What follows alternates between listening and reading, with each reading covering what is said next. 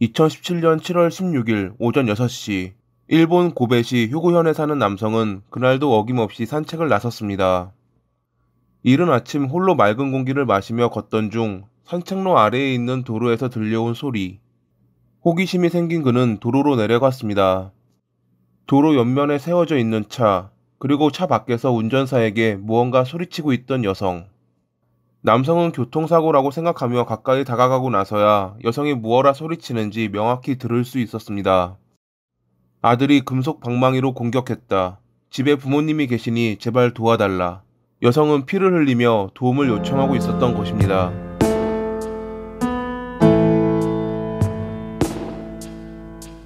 잠시 후 도착한 경찰에게 아들인 다케시마 가나미가 갑자기 공격해 도망쳤다고 설명했던 토모코. 그날 아침 토모코는 집에서 울리는 이상한 소리에 잠이 깼는데 그 소리는 가나미가 조부모를 공격하던 소리였습니다. 먼저 할머니를 금속 방망이로 살해한 뒤 부엌에서 가져온 흉기로 할아버지마저 살해했던 가나미는 잠에서 깬 어머니에게 다가왔죠. 아들이 휘두르는 금속 방망이에 몇 대 맞기는 했지만 도망에 성공한 토모코는 그렇게 지나가는 차를 세워 도움을 요청했고, 마침 산책하던 남성의 신고 전화로 경찰이 출동했던 것입니다.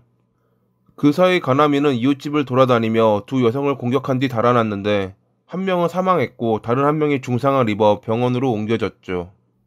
소란을 듣고 나왔던 이웃 주민들을 보고 그가 달아났기에 그나마 두 번째 피해자는 중상으로 그칠 수 있었다고 합니다. 달아난 가나미는 그리 멀리 가지 않았습니다. 그는 이상하게도 집 인근에 있는 신사로 향했죠. 그렇게 신사로 향하는 그를 봤던 사람들의 신고로 경찰은 출동 15분 만에 그를 체포할 수 있었습니다. 가나미는 매우 조용하고 얌전했던 26살의 청년이었습니다. 중학교 시절에는 육상부 소속 단거리 선수였고, 당시 그를 맡았던 선생님은 연습에 빠지는 날이 없고 착해서 문제를 전혀 일으키지 않는 학생이라 평가했죠. 부원들과 친해 달리는 자세를 연구하거나 후배들과 어울려 게임을 즐기기도 하며, 그렇다고 공부에 소홀하지도 않았기에 많은 이들에게 우등생이라고 불렸던 가나미.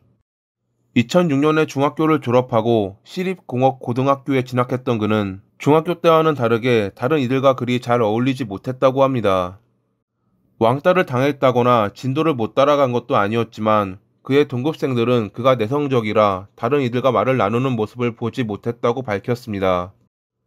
중학교 때와는 완전히 다른 모습을 보여주었던 가나미. 고등학교 생활에 적응하지 못했던 그는 결국 중퇴했고, 물류회사에 다니다가 전자전문학교의 컴퓨터 관련 학과로 진학했습니다. 조용히 누구와도 엮이지 않고 다시 학교를 다녔던 그였지만 능력을 인정받으며 상을 받기도 하고 IT계 회사에 취직하기도 했습니다. 하지만 자신이 생각한 것과는 다르다며 그는 금방 일을 그만두었죠. 그는 그 뒤로 항상 집에 틀어박혀 사회와의 접촉을 꺼렸습니다. 가족들은 가나미를 걱정했지만 그는 아무런 이유도 말해주지 않았다고 합니다. 당시 그는 세상에 존재하는 게임이나 만화가 미래를 예측하는 코드를 숨기고 있다고 생각했기 때문에 이를 해독하기 위해 방에 틀어박힌 것이었다고 합니다. 가나미는 이런 환상에 시달렸기에 중학교 때 이후로 변했던 것이었지만 가족들은 아무도 눈치채지 못했습니다. 차라리 이때라도 정신병원에 데려갔으면 그는 그런 범행을 저지르지 않았을지도 모릅니다. 사건 발생 나흘 전인 2017년 7월 12일, 가나미는 주식투자 인터넷 게시판에서 13이라는 숫자를 보고 학창시절 동급생 여성을 떠올렸습니다. 그는 이 숫자가 동급생이 자신에게 보낸 메시지라고 생각하며 이를 해석하기 위해 몰두했고 3일 뒤 환청을 듣게 됩니다. 이 세상의 인간은 너와 나뿐이고 다른 이들은 철학적 좀비야. 그들을 제거하고 신사에서 나랑 결혼하자. 여기서 말하는 철학적 좀비란 외면적으로는 보통 사람처럼 행동하지만 의식을 전혀 가지고 있지 않은 인간이라는 형태로 정의된 가상의 존재입니다. 그렇게 가나미는 철학적 좀비를 제거해야 동급생과 결혼할 수 있다는 환청 때문에 3명을 살해하고 2명을 상처 입힌 뒤 신사로 향했다 체포된 것입니다. 사건을 맡은 검찰은 우선 그를 살인과 살인미수 등으로 기소하며 정신감정을 의뢰했습니다.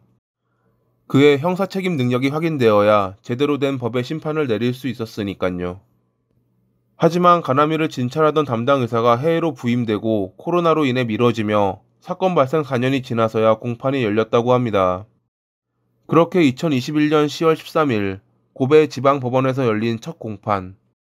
검찰 측은 가나미가 범행 당시 의사결정을 전혀 할 수 없는 상태가 아니었고 자신의 행위가 나쁘다고 인식하고 있었지만 형사책임 능력이 완전하지 않았기에 심신모약이라고 주장하며 사형이 아닌 무기징역을 구형했지만 가나미의 변호사는 그가 조현병으로 인한 심신상실 상태였다며 무죄를 주장했죠.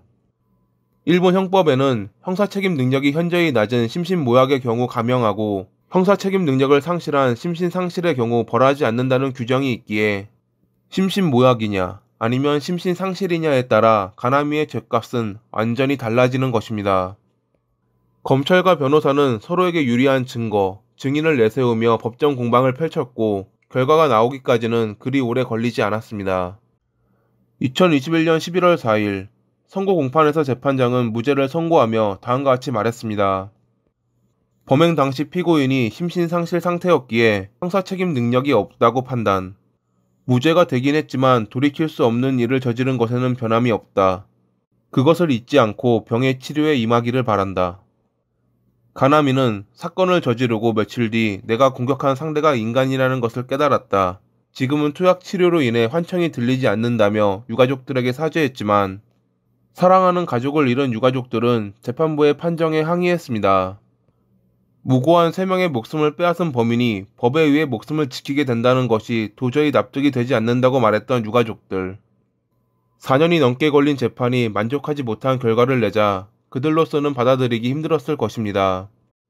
검찰 측은 재판부의 판결에 중대한 오인이 있다며 2021년 11월 16일에 오사카 고등법원에 항소한 상태입니다. 사실 일본의 경우 4명을 살해하면 거의 사형을 선고받습니다. 실제로 2009년에 오사카에서 일어난 방화 사건의 범인은 가나미와 마찬가지로 환청에 의해 범행을 저질렀고 5명을 살해해 사형을 선고받았습니다. 하지만 가나미는 3명을 살해했고 법원에선 그의 심신상실을 인정했기에 1심을 뒤집는 판결이 나오기는 어렵다는 것이 전문가의 의견입니다. 유가족들은 후에 기자회견에서 이 사건으로 우리와 비슷한 일을 겪는 사람이 없도록 형사책임 능력에 관해 재검토하는 계기가 되었으면 한다고 밝혔습니다. 환청에 사로잡혀 무고한 이들을 살해했던 가나미. 그가 저지른 죄에 대한 진정한 죗값을 받는 날이 언젠가는 오길 바라며 이만 글을 마칩니다. 오늘도 시청해주셔서 감사합니다. 일본 교토 마이즈루에 사는 고등학생 코스기 미호가 사라진 것은 2008년 5월 7일. 전날 그녀의 어머니는 딸이 잠옷을 입고 저녁 10시 무렵 자신의 방으로 들어가는 것을 보았는데 다음날 일어나니 딸이 사라졌다며 경찰에 신고했죠. 누군가 집에 침입한 흔적은 없었고 미호의 신발도 사라져 있었기에 이것은 그녀가 스스로 나갔음을 암시했습니다. 평소 조용하고 낯가림이 있던 그녀가 홀로 야밤에 어딜 나갔다는 것을 가족들은 이상하게 여겼다고 합니다. 미호의 친구에게 물어보고 그녀가 갈 만한 장소도 돌아다녀 봤지만 어디에서도 그녀의 모습은 보이지 않았습니다. 하지만 다음날 미호는 그녀의 집 인근에 있는 야산에서 발견됐습니다. 사망한 채 말이죠.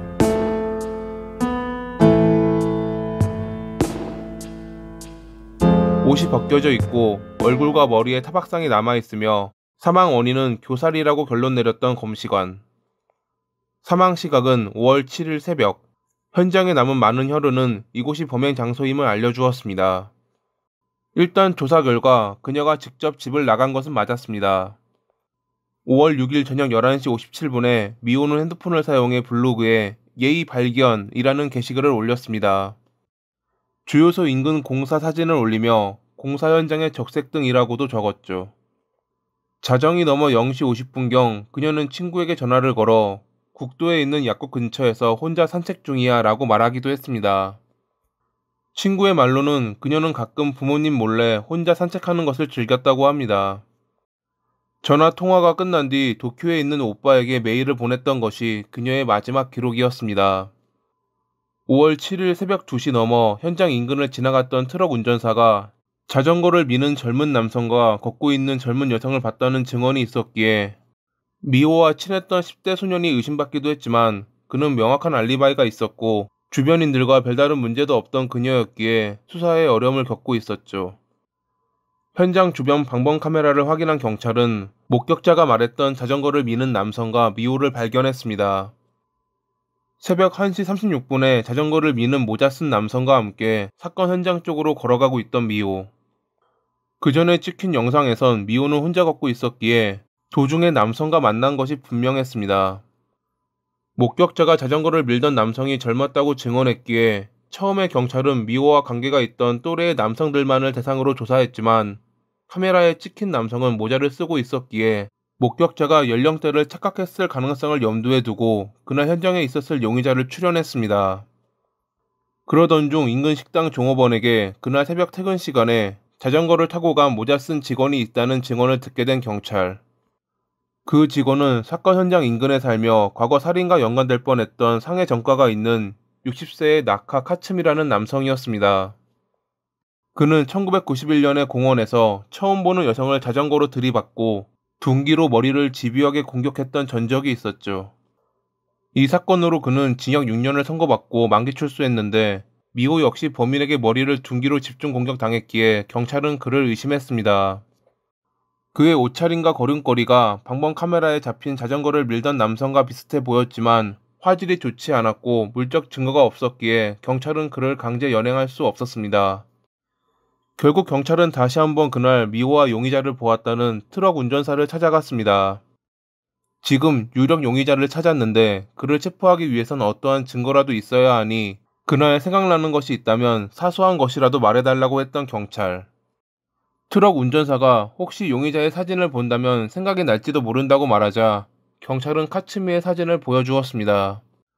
훗날 이것은 재판에서 불리한 증거가 됐죠. 트럭 운전사는 어찌 보면 이 사건의 유일한 증인인데 그가 아직 공표도 되지 않은 용의자인 카츠미를 사진으로 본 것이 문제였습니다. 사람의 희미한 기억은 제3자에 의해 재구성되기도 합니다. 어렸을 때를 떠올려 보시면 정확히 기억한다기보다는 부모님이나 주변 지인들의 이야기에 기억된다고 여기는 것들이 상당 부분 존재하죠. 그렇기에 아직 확실하지 않은 용의자의 사진 한 장만을 기억이 희미한 목격자에게 보여주는 것은 잘못된 기억을 주입하게 될 가능성이 있다는 것입니다. 하지만 당시 경찰은 과거부터 내려온 관행대로 행동했습니다. 그렇게 트럭 운전사는 카츠미의 사진을 보았고 점차 그의 증언은 카츠미의 특징에 맞는 내용으로 바뀌기 시작했습니다. 그해 11월에 카츠미는 여성 속옷과 신사의 돈을 훔친 혐의로 체포됐고 이를 빌미로 검찰은 그를 신문하며 2009년 4월 7일에 살인 혐의로 기소했습니다. 미호의 몸에는 범인의 어떠한 흔적도 남아있지 않았기에 실질적으로 카츠미가 범인이라는 물적 증거는 존재하지 않았습니다. 이에 대해 검찰은 트럭 운전사를 강력한 증인으로 내세우며 그날 자전거를 밀며 미호와 함께 있던 남성이 카츠미가 분명하다고 주장했습니다. 그렇게 2011년 5월에 열린 1심 재판에서 카츠미는 무기징역을 선고받았습니다. 하지만 얼마 뒤 항소심에서 무죄를 판결받았죠. 무죄 판결 이유는 앞서 말씀드린 것처럼 경찰이 증인에게 카츠미의 사진을 보여주었기 때문이었습니다. 공식 수사를 벌여 카츠미가 포함된 여러 용의자의 사진을 보여주었다면 달랐겠지만 그들이 보여준 것은 카츠미의 사진뿐이었기에 재판부는 이것이 피고인에게 불리한 상황을 만들 수 있으며 증인의 기억이 왜곡됐을 가능성이 있기에 무죄를 선고한 것입니다. 일본에서 이 사건은 사전에 용의자 사진을 증인에게 보여주었던 과거 방식이 이제는 통용되지 않는 것을 알린 사건이었다고 합니다. 무죄가 확정돼 풀려난 카츠미는 약 4개월 뒤 오사카에서 지인 여성에게 주먹을 휘둘러 살인 미수와 강제추행 등의 혐의로 16년의 징역을 선고받았습니다. 그는 수감 중 병을 얻어 2016년 7월 11일에 오사카 의료 형무소에서 병사했다고 합니다. 카츠미가 여고생을 죽인 것은 나야 라는 말을 동료 수감자에게 했다는 이야기도 있지만 이에 대해 정확히 확인된 바는 없고 그도 사망했기에 재수사는 이뤄지지 않았습니다.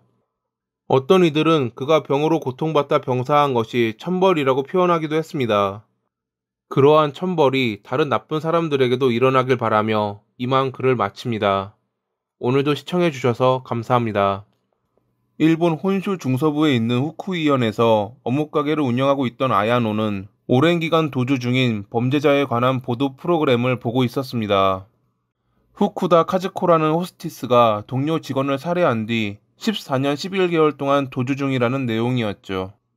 당시 일본에선 살인죄의 공소시효가 15년이었기에 앞으로 1개월 동안 잡히지 않는다면 모든 것이 끝나는 상황이었습니다. 프로그램 진행자는 중요한 증거인 카즈코의 얼굴과 목소리를 들려주며 그녀가 성형했을 가능성이 높기에 목소리에 주목해달라고 부탁했습니다. 별 생각 없이 눈을 감고 TV에서 흘러나오는 살인자의 목소리를 듣던 아야노는 깜짝 놀라고 말았습니다. 최근 들어 가게에 자주 방문했던 레이코라는 여성의 말투, 목소리와 너무도 똑같았기 때문이었죠. 신고를 받은 경찰은 신중을 기하며 레이코가 다시 방문했을 때 그녀가 사용했던 물건들을 닦지 말고 그대로 보존해달라고 아야노에게 부탁했습니다. 며칠 뒤 레이코가 아야노의 가게에 방문했고 평소처럼 맥주와 어묵을 먹은 뒤 돌아갔습니다. 아야노는 경찰에게 레이코가 사용했던 맥주병과 컵을 건넸고 조사 결과 그녀의 지문이 카즈코와 일치한다는 것이 밝혀집니다. 바로 다음날 레이코가 다시 가게에 들렀을 때 잠복 중이던 경찰에 의해 그녀는 체포됐습니다. 그렇게 5,459일 만에 끝이 난 도피극. 공소시효가 끝나기까지 21일이 남은 시점이었다고 합니다.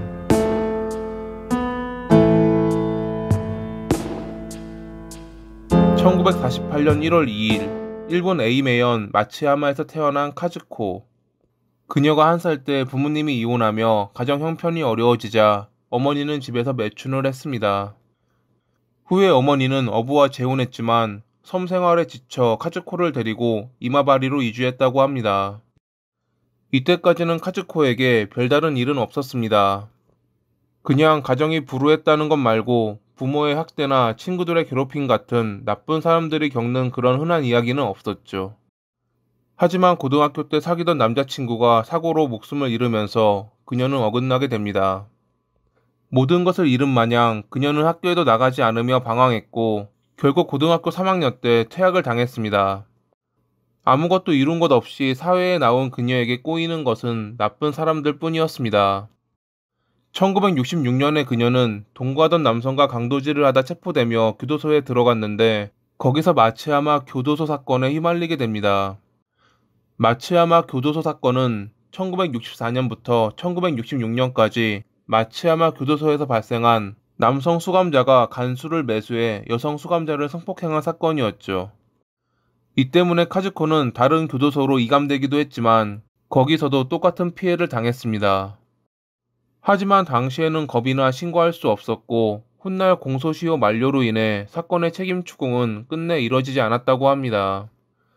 좋지 않은 기억만 남은 수감 생활이 끝난 뒤 그녀는 마츠야마의 자리를 잡으며 한 남자와 사랑에 빠져 결혼했고 아들까지 낳았습니다. 평범하게 가정을 이루며 평범한 삶을 살았으면 좋았겠지만 그녀는 호스티스 일을 하며 불륜을 저질렀습니다. 더 큰 문제는 호스티스인 그녀가 불륜 상대에게 오히려 푹 빠져버린 것이었습니다. 자신이 유복한 집안 출신이라며 불륜 상대에게 비싼 선물을 사주는 등 돈을 아끼지 않았던 카즈코.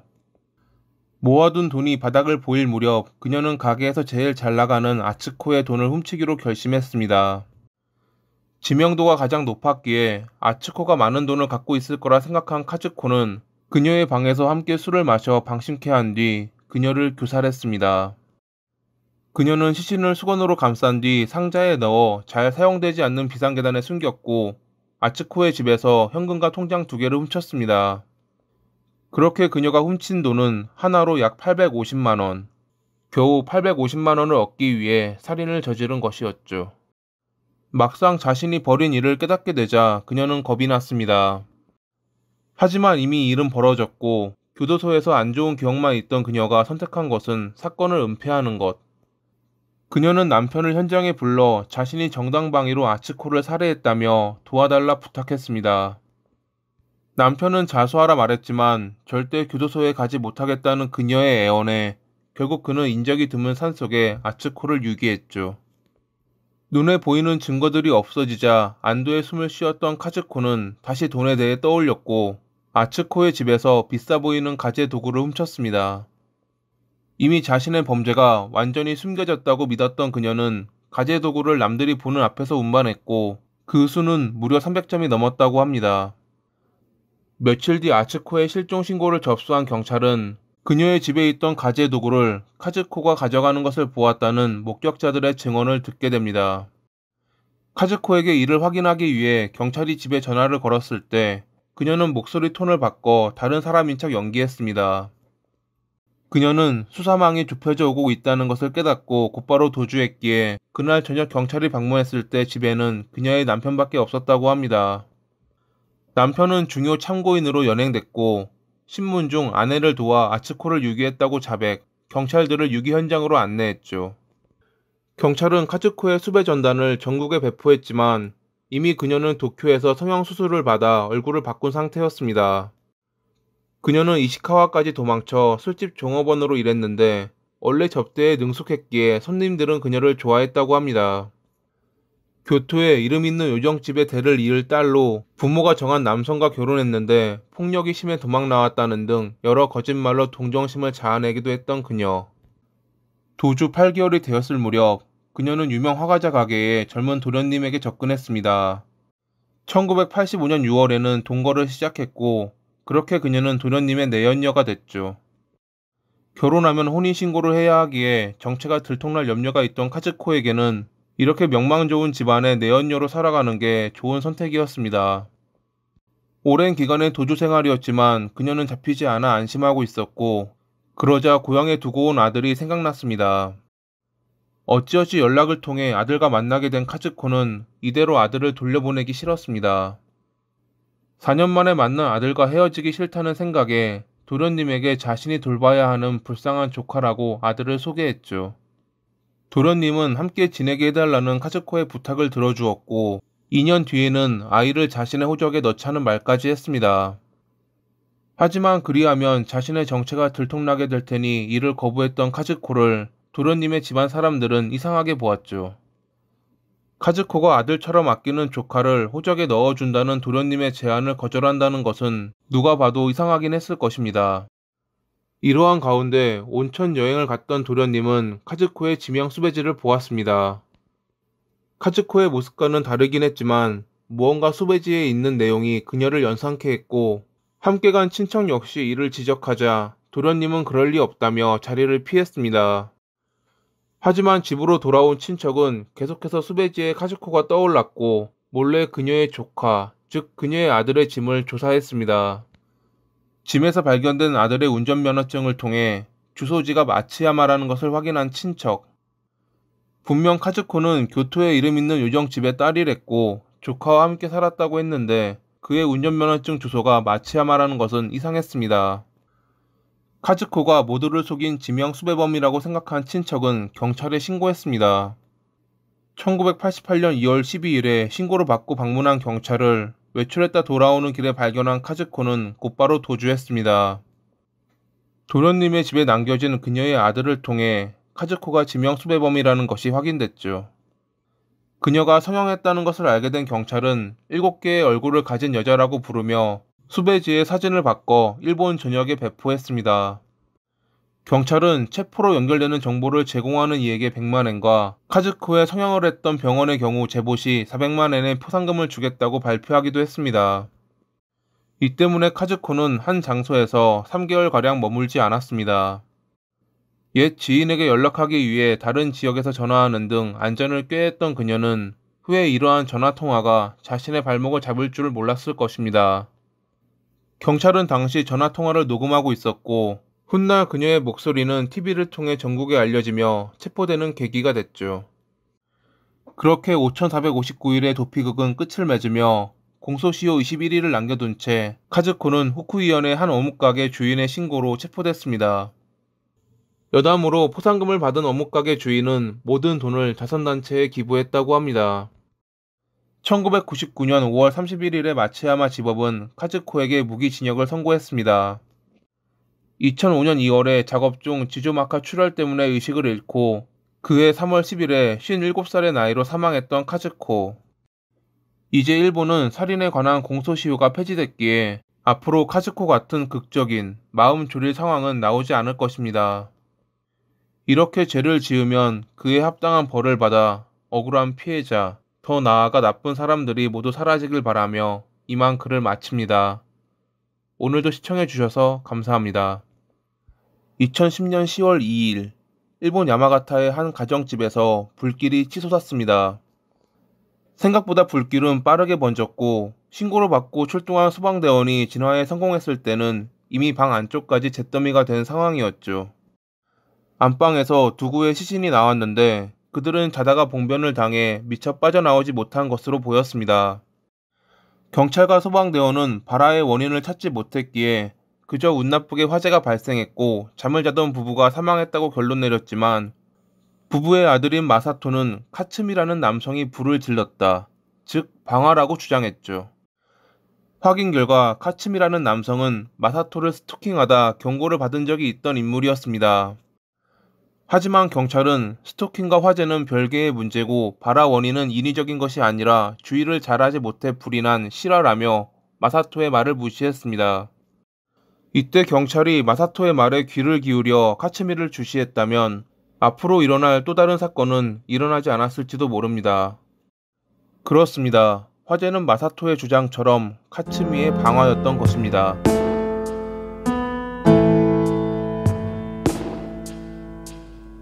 카츠미는 여러 나쁜 사람들과 마찬가지로 불우했던 어린 생활을 보내긴 했습니다. 항상 술에 취한 아버지는 어머니를 괴롭혔고 그런 어머니를 감싸던 카츠미의 몸은 성한 날이 없었다고 합니다.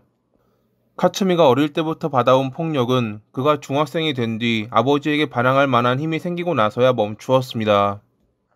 하지만 그렇다고 나아지는 것은 없었습니다.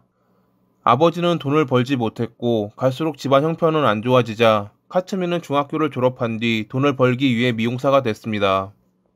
그렇게 이른 나이에 사회에 나왔지만 평소 자기중심적인 사고방식에 집념이 강하고 폭력적이었던 그를 사람들은 꺼렸기에 항상 외톨이였던 카츠미. 그는 2003년에 비디오점에서 하나로 3만원가량의 스테레오 헤드폰을 훔치다 그 모습을 발견한 직원을 폭행한 혐의로 체포되기도 했습니다. 카츠미는 언제부터인가 성 정체성에 혼란을 겪었는데 결국 있는 그대로의 자신을 받아들였죠. 절도, 폭력 전적을 비롯해 여러 사고를 치며 여장을 즐겼던 그를 사람들은 카마 야쿠자라고 부르며 피했다고 합니다. 그는 동성애자였지만 필요로 인해 코유리라는 여성과 결혼했습니다. 그녀는 사람들이 가까이 하기를 꺼렸던 카츠미의 몇 안 되는 지인이었죠. 카츠미는 강아지를 좋아했던 그녀에게 함께 키우는 것이 형편에 좋다고 말하며 접근했고 거절하면 개를 죽이겠다는 등 여러 위협을 했기에 결국 코유리는 그와의 결혼을 승낙했다고 합니다. 암 때문에 시한부 인생을 사는 아버지에게 가정을 이루는 것을 보여드려 안심시키고 싶었다는 이유도 한몫했을 것입니다. 물론 결혼했다고 해도 애정이 있는 그런 관계가 아니었습니다. 코유리는 그의 협박과 아버지를 안심시키기 위해서였고 카츠미는 그녀에게 돈을 뜯어내기 위해서였죠. 그러면서 카츠미는 자신의 동성 애인을 집으로 불러들여 코유리가 보는 앞에서 사랑을 나누기도 했던 나쁜 사람이었습니다. 2008년 10월에 카츠미는 동성애자들이 자주 모이는 목욕탕에서 마사토를 만났고 그와 사랑에 빠지며 반동거를 시작했습니다. 마사토는 잘 몰랐을 것입니다. 카츠미의 폭력성을 말이죠. 크리스마스에 카츠미가 "이렇게 아무것도 없는 크리스마스는 처음이야" 라며 리모컨을 그에게 던졌던 것이 시작이었습니다. 점차 카츠미는 자신의 폭력성을 드러냈고 그동안 전혀 그런 사람인 줄 몰랐던 마사토는 그에게 질려갔죠. 결국 카츠미와 헤어지기로 결심한 마사토는 2009년 초에 그에게 이별을 통보했습니다. 하지만 카츠미는 부모에게 네가 게이라는 사실을 말할 거야 라는 등 여러 협박을 하며 마사토가 자신을 떠나려는 것을 막으려 했습니다. 출근할 때를 빼곤 집 밖에도 나가지 못하게 했기에 집안에 있는 동안에 마사토는 항상 그에게 시달려야 했습니다. 카츠미는 마사토를 매도하면서 자신은 신같은 완벽한 존재라며 욕설과 주먹을 휘둘렀다고 합니다. 이것을 마사토는 1년 6개월이나 참았습니다. 그만큼 부모님에게 자신이 동성애자라는 것을 알리기 싫었을 것입니다. 하지만 결국 한계에 달한 마사토는 더는 못 버티겠다며 2010년 5월에 부모님의 집으로 도망갔고 이를 알게 된 카츠미는 전화나 대량의 메일을 보내며 협박을 했지만 이미 마사토는 모든 것을 각오하고 있다며 그를 무시했죠. 카츠미가 마사토를 억지로 나고야까지 데려왔던 일도 있었지만 마음을 굳힌 마사토는 그를 스토킹으로 신고하며 다시 부모님의 집으로 돌아갔습니다. 이에 화가 난 카츠미는 마사토의 부모님이 운영하는 집 앞에 있는 공방을 불태우면 그가 다시 돌아오리라 생각하며 방화를 저질렀던 것입니다. 카츠미는 그가 자신에게 돌아오지 않는 이유가 본인 때문이 아닌 부모님의 공방에서 일을 도와드리기 때문이라고 생각했거든요. 자그마한 염색 공방에서 시작된 불은 어느덧 집까지 불태웠고 결국 집안에서 잠들어 있던 마사토의 부모님은 돌아가셨습니다. 하지만 앞서 말씀드렸다시피 경찰과 소방당국은 방화가 아닌 실화라고 판단하며 사건을 마무리했기에 카츠미는 체포되기는커녕 신문도 받지 않았습니다. 이러한 피해는 마사토만 입은 것이 아니었습니다. 카츠미는 마사토 말고도 또 다른 애인인 레이라는 남성을 만나고 있었는데 그 역시 카츠미의 폭력성에 질려 어디론가 떠난 상태였습니다. 카츠미는 레이의 모친이 사는 맨션에 몇 번이나 방문해 그의 행방을 물었지만 모친은 모른다며 그를 쫓아냈고 이에 카츠미는 앙심을 품었습니다. 2011년 11월 24일 카츠미는 아내인 코유리와 공모해 레이의 모친이 사는 맨션에 침입했고 살해한 뒤 불을 지르고 도망쳤습니다. 그 뒤로 그들은 레이의 행방을 조사하기 위해 그로 가장의 구청에 방문해서 주민등록 사본을 뽑으려다가 사문서 위조와 스토커 규제법 위반으로 체포됐습니다. 신문 중 레이의 어머니를 살해하고 불을 질렀던 것이 들통나며 그들은 살인 및 방화 혐의로 기소됐죠. 조사 결과 카츠미가 마사토의 부모님까지 살해했던 것을 알게 된 검찰. 결국 카츠미는 모든 것을 자백하며 2012년 3월 7일에 추가로 기소됐습니다. 재판 전 그는 유치장에서 자살을 시도하며 의식불명의 중태에 빠지기도 했지만 병원에서 의식을 되찾아 2013년 5월 9일에 재판대에 섰습니다. 카츠미는 레이의 어머니를 살해한 것에 대해선 계획적 범행을 인정했지만 마사토의 부모님을 살해한 것은 실수였다고 주장했죠. 검찰은 카츠미가 마사토를 데려오는데 그의 부모님이 방해물이라고 생각했기에 계획적 범행에 의한 살인이라며 사형을 구형했습니다. 카츠미는 집 옆에 있는 염색 공방을 없애면 일자리가 없어진 마사토가 돌아오리라 생각하고 방황한 것이라고 변명하며 옆에 붙어있는 집이 아닌 그저 공방만 태울 목적이었고 집에선 아무런 인기척도 들리지 않았기에 마사토의 부모님이 있으리라 생각하지 못했다고 주장했습니다. 자신이 마사토의 부모님과 원한이 없기에 살해 동기가 없으며 살이 또한 전혀 없었다고 주장했던 카츠미. 하지만 그는 원한이 없는 레이의 어머니 역시 살해했기에 스스로 모순된 주장을 한 것이나 마찬가지였습니다. 2013년 6월 11일 도쿄지법은 카츠미가 집 벽에까지 등유를 뿌린 점을 지적하며 대피 능력이 떨어지는 피해자가 죽을 위험성이 높은 것을 인식한 범죄였다라는 것과 그러한 범행을 저지르고도 또 다른 피해자의 모친까지 살해하는 중대한 범행을 거듭한 것을 지적하며 그에게 사형을 선고했습니다. 두 번째 범행을 함께 저질렀던 아내 코유리의 경우 남편에 의해 지배되고 있는 관계였음이 인정되어 징역 18년을 선고받았다고 합니다. 애인이 돌아오게 하기 위해 범행을 저질렀다는 카츠미. 남들과는 생각하는 것이 달랐던 그가 하루빨리 남들과 다른 곳으로 떨어지길 바라며 이만 글을 마칩니다. 오늘도 시청해주셔서 감사합니다. 가석방이란 징역 또는 금고형을 받고 수용 중에 있는 사람이 그 행장이 양호하고 개전의 정이 뚜렷하여 나머지 형벌의 집행이 불필요하다고 인정되는 경우 일정한 조건으로 임시로 석방하는 제도입니다. 우리나라는 무기징역의 경우 20년, 유기징역의 경우 형기의 3분의 1을 경과하면 수감자는 가석방 신청을 할 수 있습니다. 물론 수감자의 죄명, 행장 등 여러 조건에 따라 달라지기는 하지만요. 그렇기에 가석방된 이들은 평소 행실을 조심하며 다시 사회의 구성원으로 돌아가기 위해 조용히 살아가는 경우가 대부분입니다. 그러나 가끔 과거 버릇을 고치지 못해 혹은 변하지 않는 사람이기에 가석방 기간에도 사고를 치는 나쁜 사람들이 있습니다. 오늘 소개해드릴 일본의 사형수 니시야마 쇼조 역시 그러한 이들 중 하나였습니다. 살인죄로 무기징역을 받은 뒤 가석방된 그는 다시 한번 살인을 저지른 나쁜 사람이었죠.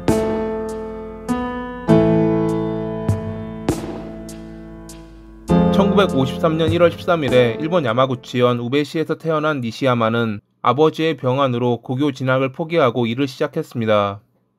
직업훈련소에서 목수 기술을 배운 뒤 견습으로 일을 시작했지만 나쁜 성격 탓에 항상 사람들과 자주 실랑이를 벌이고는 했죠. 1년 좀 넘게 일했을 때 결국 사장님의 아내와 싸우고 퇴직한 뒤 한 운수회사에 취직했던 니시야마. 지게차 운전사로 일하던 그는 1972년에 경륜과 경마 등 여러 도박에 빠지게 됩니다. 처음에는 초심자의 행운인지 생각보다 많은 돈을 땄지만 도박이란 하면 할수록 결국 돈을 잃게 되는 구조이기에 날이 갈수록 그의 주머니는 비어갔고 월급은 물론 지인에게 빌린 돈까지 모두 도박으로 날리며 많은 빚을 지게 됐습니다. 항상 돈에 허덕이던 그는 회사 거래처에서 카메라를 훔치다 체포되기도 했죠. 한 지인이 그에게 돈을 빨리 갚아달라 했을 때 니시야마는 평범한 사람들과는 다른 생각을 했습니다. 도박으로 크게 한 건에서 모든 빚을 갚자 라는 생각이었죠. 그러기 위해선 돈, 일명 자금이 필요했던 그는 1973년 10월에 예전부터 가족과 친분이 있던 여성 A에게 돈을 빌렸습니다. 한 방에 빚을 갚겠다는 허황된 꿈도 잠시, 니시야마는 하루도 안 돼 빌렸던 돈을 도박으로 모두 탕진했습니다. 빚을 갚아야 할 날은 계속 다가오는데 돈은 없고 다른 이에게 빌릴 수 있는 상황도 아니었던 그는 결국 A를 살해하기로 마음먹었습니다. 10월 25일에 돈을 갚겠다며 A의 집에 찾아간 니시야마는 그녀가 잠시 한눈을 판 사이 부엌에 있던 칼을 들고 돈을 내놓으라며 협박했죠. A에게 현금 5만엔, 하나로 대략 50만 원이 조금 넘는 돈을 빼앗은 그는 그녀를 찌른 뒤 통장과 인감이 든 가방을 들고 도주했습니다.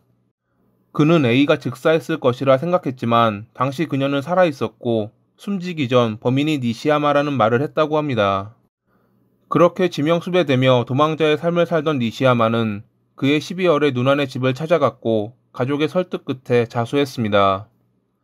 1974년 4월에 야마구치 지방법원은 그에게 무기징역을 선고했고 니시야마는 항소했지만 그해 9월에 항소는 기각되며 감옥으로 향했죠.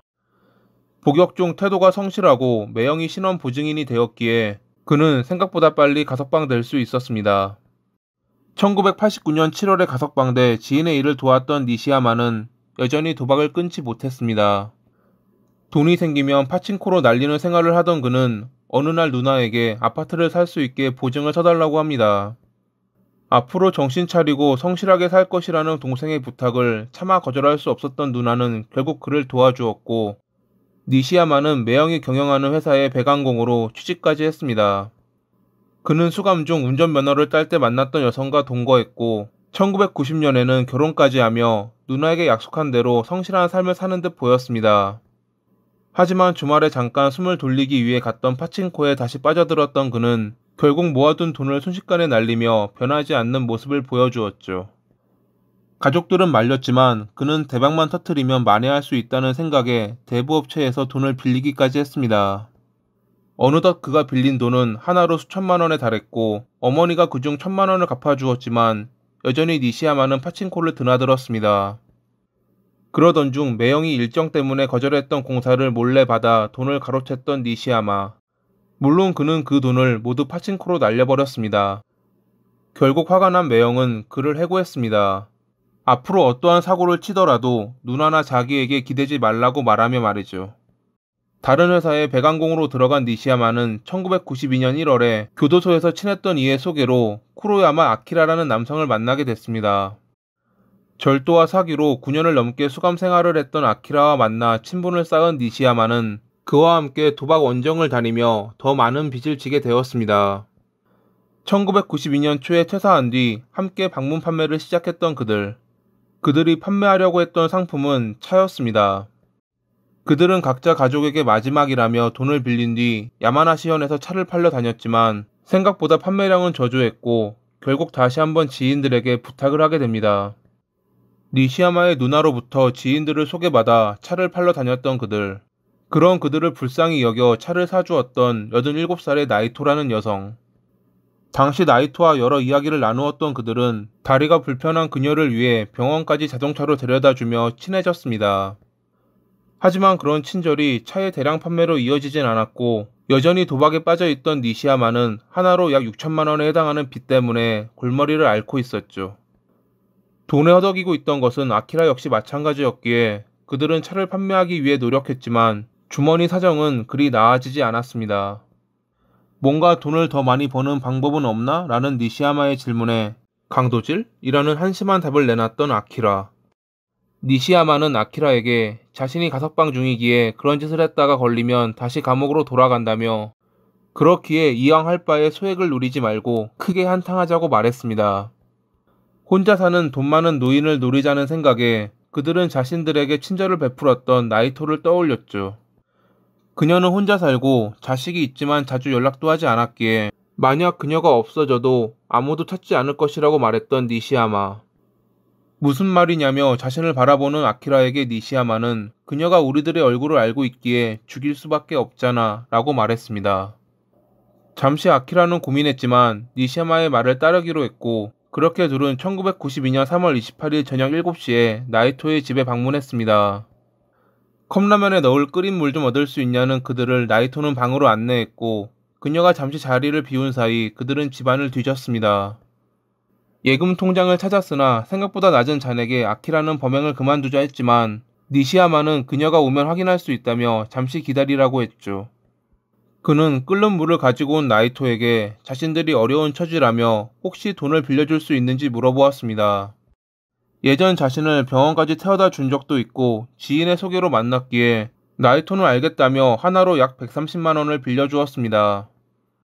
이를 본 니시야마는 그녀가 큰 돈을 가지고 있을 것이라 확신했고 좋은 온천에 데려다 준다는 거짓말로 그녀를 차에 태웠습니다. 후쿠야마 방면에는 남의 눈에 띄지 않는 산이 있을 것이라 생각하며 니시야마는 그쪽으로 차를 몰았고 다음날 그들은 한 숲에 도착할 수 있었습니다. 나이토를 차에서 내리게 한 뒤 숲 안쪽에 좋은 온천이 있다고 말했던 그들. 아무것도 모르고 앞서가던 그녀를 그들은 교살했고 벼랑 아래로 유기했습니다. 그녀의 집으로 돌아와 집안을 뒤졌지만 예상과는 달리 돈이나 돈이 될 만한 물건들은 거의 없었습니다. 우선 집안에서 훔친 통장으로 돈을 뽑으려 했지만 대리인의 서명이 요구됐기에 그들은 포기할 수밖에 없었죠.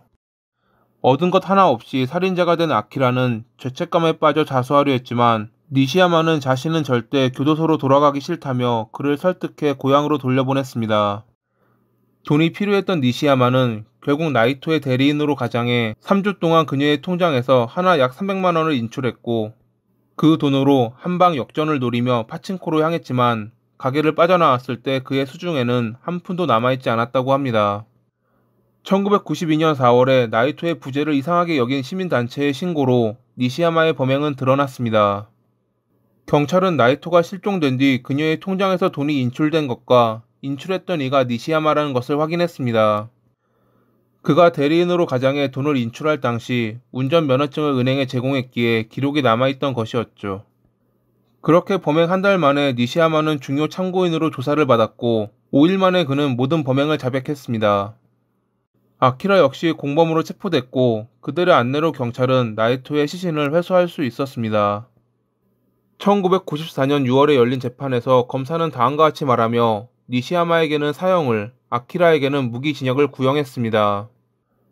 죄 없는 피해자를 속이고 살해한 범행은 미리 계획된 냉혹, 잔인한 것으로 독거노인이 범죄 피해를 볼 위험성이 커지고 있는 시기 사회에 끼친 영향은 중대하기에 엄벌을 가할 필요가 있다. 범행의 주범인 니시야마는 과거에 저지른 강도살인으로 무기징역을 선고받고 가석방 중 다시 강도살인을 반복하는 등 갱생이 불가능하다. 하지만 히로시마 지법은 사형은 가장 어렵고 무거운 형이며 모든 면에서 사형을 선택할 수밖에 없는 경우에만 부과해야 한다며 둘에게 무기징역을 선고했죠. 검찰은 니시야마에게 사형을 선고해야 한다며 항소했지만 1997년 2월에 2심을 맡은 히로시마 고등법원은 1심의 판결이 현행 헌법의 취지에 어긋나지 않는다며 무기징역을 유지했습니다. 하지만 검찰은 양형이 부당하다며 최고재판소에 상고했고 결국 1999년 11월에 대법원은 다음과 같이 말하며 니시야마의 무기징역 선고 판결을 파기하고 고등법원으로 환송했습니다. 판결 내용이 생각보다 길고 판결문을 요약해 옮겨온 것이기에 영상 마지막 부분에 따로 남기겠습니다. 2004년 4월 23일에 히로시마 고등법원은 니시야마에게 사형을 선고했고 2007년 4월에 열린 상고심에서 최종적으로 사형을 확정했습니다. 아직 그의 형은 집행되지 않았다고 합니다. 가석방 중에도 도박에 빠져 사람을 살해했던 니시야마와 아키라. 그들이 사이좋게 손잡고 지옥으로 떨어질 날을 기다리며 이만 영상을 마칩니다. 오늘도 시청해주셔서 감사합니다. 이 뒤로는 파기환송 판결문의 내용이 이어집니다. 제1심 판결이 사형을 선택하지 아니한 이유는 다음과 같은 세 가지 이유이다. 첫째, 강도살인은 계획적이긴 했지만 피해자의 상황을 살피면서 순차적으로 범행을 결단하고 범행 장소도 임시 변통으로 찾는 등 계획성은 낮았다. 둘째, 피고인은 체포된 후 신속히 범행을 자백하고 그 후에도 일관되게 자기 죄책의 중대함을 자각하여 극형에 처할 것을 각오했으며 과거의 복역 태도가 성실해 비교적 이른 가석방이 허용된 점을 고려하면 개선, 갱생의 여지가 없다고는 할 수 없다.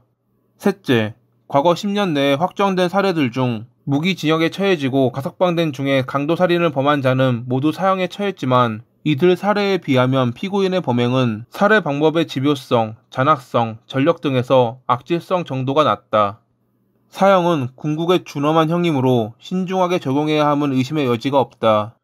그러나 당 심판에서 나타내는 바와 같이 사형 제도를 존치하고 있는 현행 법제 하에서는 범행의 죄질, 동기, 살해 방법 등을 보고 그 죄책이 매우 중대하고 죄형의 균형이 일반 예방 차원에서도 극형이 부득이하다고 인정되는 경우에는 사형을 선택할 수밖에 없다고 말하여야 한다. 이것을 본건에 대조해보면 전술한 바와 같이 본건 강도살인은 독거 노인을 데리고 나가 산중에서 교살하고 그 소유한 금품을 강취한 사안이다. 범행의 죄질과 결과는 지극히 중대하고 유족들의 피해 감정은 엄중하며 사회에 끼친 영향도 무시할 수 없다. 피고인이 범행을 저지른 동기는 도박의 열중에 사채업자에게 빚을 지고 갚기에 궁했기 때문이기에 동정할 점이 없다. 범행의 은폐를 위해 시신을 절벽 아래로 내던지는 점까지 더한다면 냉혹하고 잔악하다고 할 수밖에 없다. 강도살인죄로 무기징역에 처해지고 복역하면서 가석방 중에 다시 본건 강도살인 범행을 저질렀으므로 이 점은 매우 악질적이다. 이상의 여러 점을 종합하면 본건에서 살해된 피해자는 한 명이지만 피고인의 죄책은 매우 중대하고 특히 참작할 사정이 없는 한 사형을 선택할 수밖에 없다. 앞선 판결은 양형에 있어 고려해야 할 사실평가를 잘못한 결과 피고인을 무기징역에 처했던 제1심 판결의 양형을 시인한 것으로서 그 형의 양정은 심히 부당하고 이를 파기하지 않으면 현저히 정의에 반하는 것으로 인정된다. 따라서 형소법 제411조에 따라 피고인에 관한 부분을 파기하고 본건 사안의 중대성을 비추어 원 재판소에 환송하기로 재판관 전원 일치의 의견으로 주문대로 판결한다.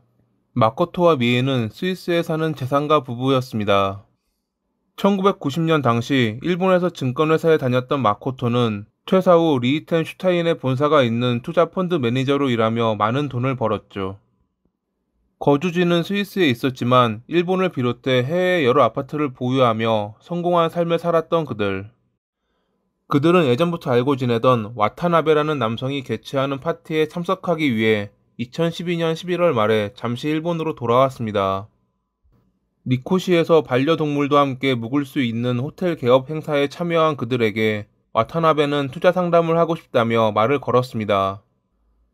반려동물을 키우고 있던 그들은 좋은 사업이라고 생각하며 그와 이야기를 나눴고 자신들이 12월 14일에 스위스로 돌아가니 그 전에 마무리하자고 서둘렀죠.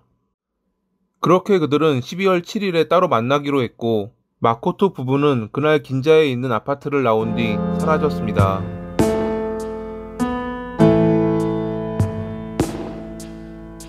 마코토와 미에가 아무런 연락이 되지 않자 일본에 사는 그들의 친족은 경찰에 신고했습니다. 항상 많은 사람과 만나며 투자, 즉 돈거래로 오갔던 그들의 실종이 단순 실종이 아닌 사건에 휘말렸을 가능성이 있다고 신고한 것이었죠. 무언가 이상함을 눈치챈 경찰은 긴자에 있는 그들의 아파트로 가보았고 집 안에서 14일자 스위스 비행기표 2장을 발견했습니다. 그 밖에도 여러 짐들을 비롯해 현금 500만엔이 든 가방까지 그대로 남아있는 것을 확인한 경찰. 그들이 일본으로 온 이유가 와타나베라는 남성이 개최했던 파티에 참석하기 위해서라는 것을 확인한 경찰은 우선 그를 만나보기로 합니다. 그때까지도 경찰은 그저 와타나베를 중요 참고인으로 생각하고 있었습니다. 마코토와 미에가 실종된 날 그들이 만났던 이가 와타나베라는 것을 경찰은 당연히 모르고 있었으니까요. 와타나베가 개최했던 반려동물도 함께 묵을 수 있는 호텔 개업 행사는 사실 마코토와 미에를 부르기 위한 미끼였습니다. 7일 아침 마코토와 미에는 와타나베가 준비해온 차에 올라탔습니다. 투자 상담을 위해 장소를 마련했다는 그의 말을 전혀 의심하지 않았죠. 이동하는 도중 수면제가 든 샴페인을 건넸고 마코토와 미에가 잠이 들자 준비해온 밧줄로 그들을 교살했던 와타나베. 그는 신용카드와 현금을 빼앗은 뒤 지난달에 미리 구매해 두었던 토지로 차를 몰았습니다. 며칠 전 인부를 동원해 땅을 파두고 위에는 천막을 씌워 눈에 띄지 않는 장소를 마련해 놨던 와타나베는 그렇게 구덩이에 그들 부부를 유기한 뒤 돌아왔죠. 그는 인근에 차를 놔두고 다른 이동편을 이용해 돌아오는 치밀한 모습까지 보였습니다. 사무실로 돌아온 와타나베는 부하 직원에게 마코토의 신용카드를 주며 도쿄역에서 신칸센의 회수권 300만엔, 하나로 약 3천만원어치를 구매하라고 시켰습니다. 신용카드를 계속 사용하면 덜미를 잡힐 것이라 생각했기에 현금화하기 좋은 방법을 선택한 것이 신칸센의 회수권 구매였죠. 하지만 한 번에 많은 회수권을 구매하려는 것 때문에 신분 확인을 요구하자 결국 와타나베의 부하는 빈손으로 돌아와야 했습니다.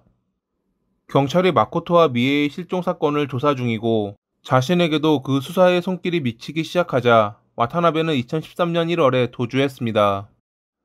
마코토와 미에가 실종된 날 그들이 타고 간 차를 보았던 주민들의 증언으로 경찰은 차를 색출, 고속도로에 설치된 카메라를 통한 이동 경로를 확인해 결국 두 사람이 유기된 와타나베 소유의 토지까지 도달할 수 있었습니다.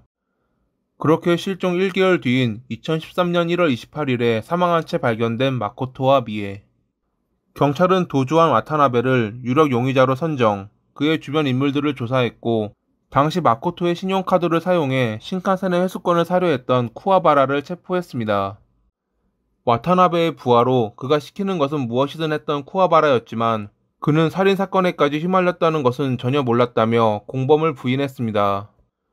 실제로 그는 심부름꾼의 역할만 했던 것이었기에 검찰은 그를 사기 미수죄로 기소했고 그는 징역 2년에 집행유예 4년을 선고받았습니다.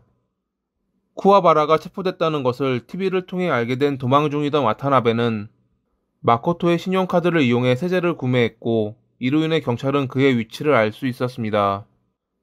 세제를 먹은 뒤 병원으로 이송돼 목숨을 건졌던 와타나베는 퇴원하자마자 강도살인 및 시체 유기 혐의로 체포됐죠. 과거 수산물 판매 회사에서 일했던 와타나베는 2001년에 사장으로 취임해 2007년에 해외까지 수출했던 성공한 사업가였습니다. 고집이 강한 중동의 기업을 상대로도 한치의 양보도 없는 영리한 사업가라고 사람들에게 평가될 정도로 그는 사업 수완이 좋은 남자였죠. 당시 그는 연봉이 3억엔이 넘을 정도로 큰 성공을 이뤘지만 2008년부터 자금 사정이 악화되며 2009년에는 결국 회사를 정리해야 했습니다. 힘든 시기를 보내던 와타나베가 마코토와 만났던 것은 2011년 봄. 그날 초밥가게에서 처음 만났던 둘은 서로 자동차에 많은 관심이 있다는 것 때문에 친해졌고 나중에는 함께 골프도 치러 다니는 사이로 발전했습니다. 그랬던 그들이 왜 이런 최악의 결말로 이어졌을까 하는 것에는 세 가지 소문이 있습니다. 하나는 마코토가 권유했던 주식 거래에서 와타나베가 하나로 약 1,800만 원에 달하는 손실을 보았다는 것. 다른 하나는 2008년에 와타나베의 사업이 기울었던 이유가 기업 인수에 실패해서인데 그걸 주도했던 인물이 마코토였다는 것. 마지막은 마코토가 두바이에 A라는 남성과 함께 투자한 사업이 있었는데 A가 2009년에 사망하며 경영 문제로 A의 애인 B와 마코토가 민사소송 중이었고 B가 평소 알고 지냈던 와타나베에게 민사소송을 유리한 방향으로 이끌면 무언가를 주기로 했던 모종의 거래가 있지 않았겠냐는 것이었죠. 앞에 주식건에 관해선 확실한 증거가 있었지만 뒤에 두 사건에 관해선 검찰은 어떠한 증거도 찾을 수 없었다고 합니다. 특히 A가 관련된 소문의 경우 그는 뒷세계에서 굵은 인맥을 가진 자였기에 사람들 사이에선 여러 이야기가 오가기도 했지만 밝혀진 진실은 없습니다. 제가 앞서 이를 소문이라 표현했던 이유는 체포된 와타나베는 끝까지 자신의 무죄를 주장했기 때문입니다. 2014년 8월에 열린 첫 공판에서 그는 범행 현장에 있었던 것은 맞지만 교사란 것은 본인이 아니라는 주장을 펼쳤습니다. 살인을 저질렀던 이는 자신에게 투자금을 빌렸던 지인의 지인이지만 누구인지는 절대 밝히지 못하겠다고 말했던 와타나베. 그는 밧줄과 수면제가 든 샴페인을 준비한 것은 시인하며 그저 주식 투자 실패로 화가 나 위협할 생각이었고 살인은 없었다고 주장했습니다. 하지만 검찰은 그가 피해자의 신용카드 이용 방법을 사전에 인터넷으로 조사한 것은 강도 목적을 보여주는 것이고 수면제를 사용한 것에 사리가 있다며 반박했죠. 9월까지 이어진 재판에서 검찰은 제3자가 범행을 저질렀다라고 주장하는 와타나베에게 객관적인 증거와 모순된 언행, 변명으로 죄를 피해가려는 것밖에 생각하지 않고 제3자의 이름을 밝히지 않는 것은 부자연스럽다고 주장하며 그가 사리를 갖고 범행을 단독으로 저질렀던 점, 계획적인 살인, 그리고 끝까지 범행을 부인하려 한 점을 들어 사형을 구형했습니다. 최후 의견 진술에서 와타나베는 목숨으로 속죄하겠다는 말을 했다고 합니다. 재판부는 살해 및 유기가 예정된 고도의 계획적인 범행으로 악질성, 중대성이 매우 높다며 구형대로 사형을 선고했습니다. 와타나베는 양형이 부당하다며 항소했지만 2018년 12월에 대법원은 그의 사형을 확정했습니다. 목숨으로 속죄하겠다고 말했지만 사형을 선고받자 바로 항소했던 와타나베. 입만 열면 거짓말이 튀어나왔던 그가 영원히 침묵하는 날이 오길 바라며 이만 마칩니다. 오늘도 시청해주셔서 감사합니다. 1997년 6월 18일 일본 미야자키현 쿠니토미정의 한 산속에서 여성의 시체가 발견됩니다. 5일 전에 실종된 요코라는 여성. 그녀가 사라졌을 당시 경찰은 유력 용의자를 특정했지만 증거가 없었기에 주시만 하는 상태였죠. 경찰이 범인이라고 의심했던 이는 요코의 카드를 사용해 돈을 인출했던 이시카와 케이코라는 여성이었습니다. 하지만 당시에는 요코가 살해됐다는 증거가 없었기에 경찰은 그녀를 주시하는 것 말고는 할 수 있는 것이 없었습니다. 그렇게 요코의 시신이 발견되자 경찰은 케이코를 신문할 수 있었고 처음에는 모르쇠로 일관하던 그녀도 요코의 사진을 보여주자 결국 범행을 자백했습니다. 그러면서 밝혀진 또 하나의 사건. 케이코는 요코를 살해했던 것이 첫 살인이 아니었던 것입니다.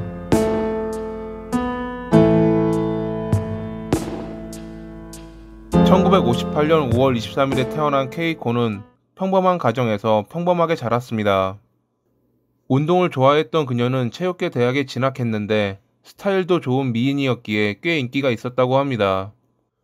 하지만 운동 쪽으로 특출나지 않는 이상 좋은 직업을 얻기는 힘들었고 그렇기에 그녀는 대학을 졸업한 뒤 아버지가 운영하는 공무소의 격리가 됐습니다. 인근에 사는 친척이 운영하는 모텔의 격리도 맡아 금융기관 대출 담당자와 협상도 하고 결산 날에는 세무사를 찾아가 상담도 받는 등 열정적으로 일했던 케이코. 그렇게 격리를 맡은 지 10년이 지나 이제는 능수능란하게 일을 처리하던 그녀에게 있어 흠이란 처자식이 있는 남성과 불륜을 저지르고 있다는 것이었습니다.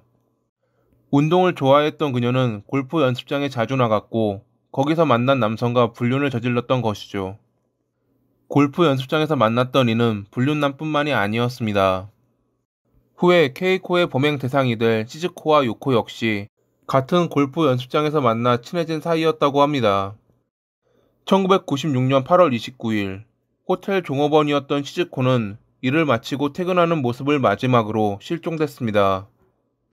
그녀는 독신 생활을 했지만 가끔 연락하는 친척이 연락이 두절됐다며 실종 신고를 했죠. 평범하게 살고 직장에도 잘 다니던 그녀가 갑자기 아무런 말도 없이 사라졌다는 것을 확인한 경찰은 사건에 휘말렸을 가능성을 염두에 두었습니다. 그녀의 차가 집 앞에 그대로 남아있는 것으로 보아 퇴근을 했던 그녀가 누군가와 만났고 그 뒤로 문제가 생겼다고 보았던 경찰. 그날 시즈코가 만났던 누군가는 케이코였습니다. 평소 골프 연습장에서 친분을 유지하며 시즈코를 잘 알고 있던 케이코는 그날 그녀에게 당신의 근무처 사장이 급병으로 입원했다라고 속이며 불러냈습니다. 전화로 확인도 할 수 없게 그녀의 집에 직접 방문해 빨리 나오라고 재촉했던 케이코. 그렇게 케이코는 시즈코를 자신의 차에 태웠고 우선 진정하라며 수면제가 든 캔커피를 건넸죠. 이내 그녀가 잠이 들자 케이코는 공무소 폐기물 하치장으로 차를 몰았고 밧줄로 교살한 뒤 가방에 있던 현금 9,500엔을 훔쳤습니다. 그녀는 겨우 하나로 10만 원도 안 되는 돈을 훔치기 위해 살인을 저질렀던 것입니다. 케이코는 준비해둔 비닐 시트와 테이프를 사용해 시즈코를 감싸 구덩이에 파묻었습니다. 다음날 시즈코 행세를 하며 열쇠를 잃어버렸다는 거짓말로 열쇠 수리공을 불러 그녀의 집으로 들어갔던 케이코는 돈이 될 만한 물건들을 훔쳤죠. 골프 가방이나 귀금속을 비롯해 예금 통장과 인감도 발견했지만 직접 은행에 방문해야 했기에 현금을 인출할 수는 없었습니다. 다른 물건들도 작물로 처리해야 했기에 그녀의 손에 들어온 현금은 그리 많지 않았다고 합니다. 아버지가 운영하는 공무점이 300만 엔 정도의 빚이 있고 경영이 힘들어지자 돈을 위해 이러한 범행을 저질렀다는 것이 후에 체포된 그녀의 범행 이유였습니다. 케이코는 시즈코의 직장에 그녀를 가장한 전화를 걸어 다른 곳에서 생활하고 있다는 등 사건 발각을 늦추는 공작을 벌이기도 했죠. 친척의 신고로 경찰은 시즈코의 실종이 살인 사건일 가능성을 염두에 두고 조사했지만 증거를 비롯해 그녀의 시신이 발견되지 않았기에 별다른 진척은 없었습니다. 그로부터 1년 뒤인 1997년 6월 13일에 케이코는 요코에게 상담할 이야기가 있다라며 집으로 초대했습니다. 아버지의 회사가 경영난이라 돈을 좀 빌려달라고 했던 케이코의 부탁을 거절하며 불륜을 지적하고 똑바로 살라 말했던 요코. 그녀의 말에 사리가 생긴 케이코는 수면제가 든 차를 건넸고 그렇게 요코가 잠들자 교살한 뒤 골프 연습장 인근 야산에 유기했습니다. 그 뒤 케이코는 훔친 열쇠를 이용해 요코의 집에 들어가 자신이 격리로 있는 모텔 쓰레기통에서 가져온 담배꽁초와 콘돔을 침대에 놔둬 위장 공작을 했습니다. 마치 그녀가 남자와 문제가 생긴 것처럼 위장한 것이었죠. 요코의 방에서 현금카드와 비밀번호가 적힌 메모를 발견한 케이코는 이틀에 걸쳐 미야자키역에 있는 ATM에서 총 200만 엔의 돈을 인출했습니다. 범행 5일 뒤 경찰은 요코의 시신을 발견했지만 교우 관계가 넓었던 그녀였고 범인이 별다른 흔적을 남기지 않았기에 수사에 어려움이 있을 것으로 보였습니다. 하지만 케이코가 요코의 현금카드를 사용해 ATM에서 인출할 당시 찍힌 방범 카메라와 방에 남겼던 콘돔으로 인해 경찰은 그녀에게 도달할 수 있었죠. 화질이 그리 좋지 않았고 넓은 모자를 쓰고 있었기에 방범 카메라만으로는 확신이 없었지만 요코의 집에 그녀가 남겼던 위장용 콘돔을 만든 회사가 그녀가 격리를 맡았던 모텔에서 제공하는 콘돔을 만든 곳과 동일했던 것이 단서가 된 것입니다. 그렇게 케이코는 체포됐고 신문 중 결국 범행을 자백했습니다. 요코의 언행 때문에 사리를 품었다고 하지만 미리 준비해둔 수면제와 범행 도구인 끈, 위장 공작으로 인해 그녀의 말은 거짓이라는 것이 금방 드러났죠. 모든 것을 포기한 듯 1년 전에 저지른 시즈코의 살인까지 자백했던 케이코. 케이코가 말한 장소에서 백골화된 시신이 발견됐고 치아 분석을 통해 시즈코라는 것이 확인되자 그녀는 그해 12월에 2건의 살인 및 유기 혐의로 기소됐습니다. 1심에선 범행 당시 케이코의 정신 상태가 중요 쟁점이었는데 변호사는 그녀가 범행 당시 정신분열증으로 심신모약 상태였고 그렇기에 책임 능력이 한정된다고 변호했지만 검찰 측은 그녀가 정신병 이력도 없고 선악을 판단하고 행동하는 능력에는 문제없다는 정신감정서를 제출하며 반박했습니다. 2001년 6월 20일에 재판장은 다음과 같은 말을 하며 그녀에게 사형을 선고했습니다.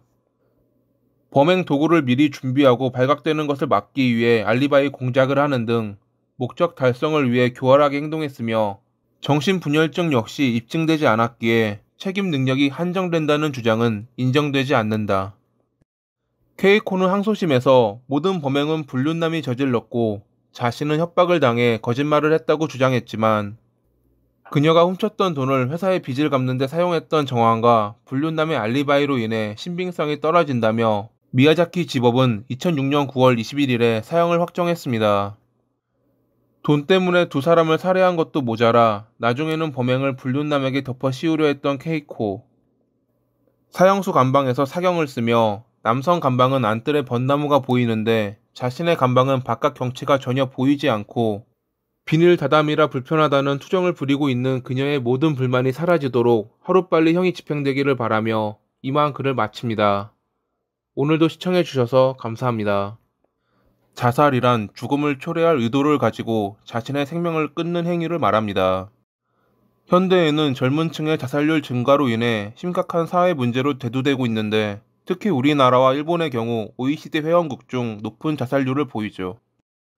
생각보다 스스로 죽는다는 것은 많은 용기가 필요하기에 몇몇 이들은 함께할 사람들을 모으고는 합니다. 요즘에는 인터넷의 발달로 그러한 사람들이 모이는 일명 자살 사이트들도 늘어났고 거기서 만난 이들과 동반 자살을 했다는 기사도 가끔 올라오곤 하죠. 하지만 간혹 이러한 사람들을 노리고 자신의 이득을 취하려는 사람들이 있습니다. 일본에 사는 마에우에 히로시 역시 자신의 과학적 성향을 위해 온라인을 통해 만난 사람들을 이용했던 나쁜 사람이었습니다.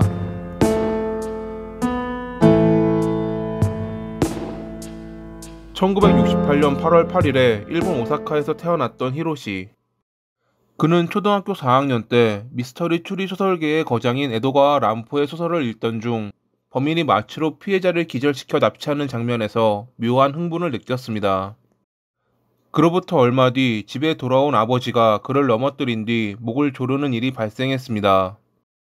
점차 숨을 쉴 수 없고 어지러워지며 죽음을 각오하고 있을 때 집에 돌아온 그의 어머니에 의해 히로시는 아버지의 손길에서 벗어날 수 있었습니다.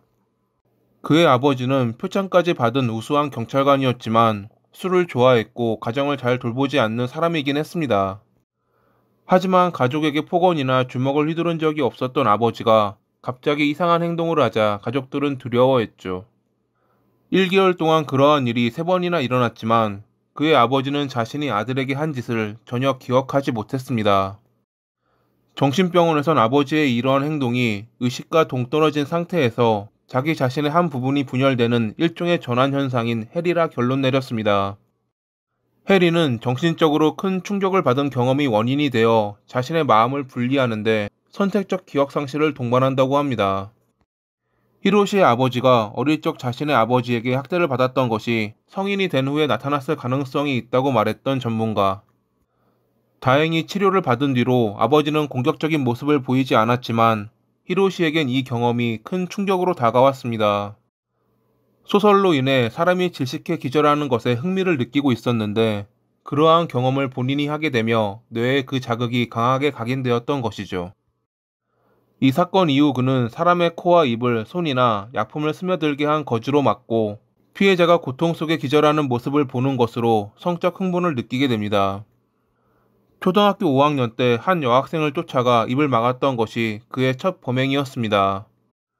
당시에는 장난으로 여기고 넘어갔지만 그의 이러한 행동은 갈수록 심해졌고 대학 1학년 때는 친구의 목을 조른 뒤 무기정학 처분을 받기에 이릅니다.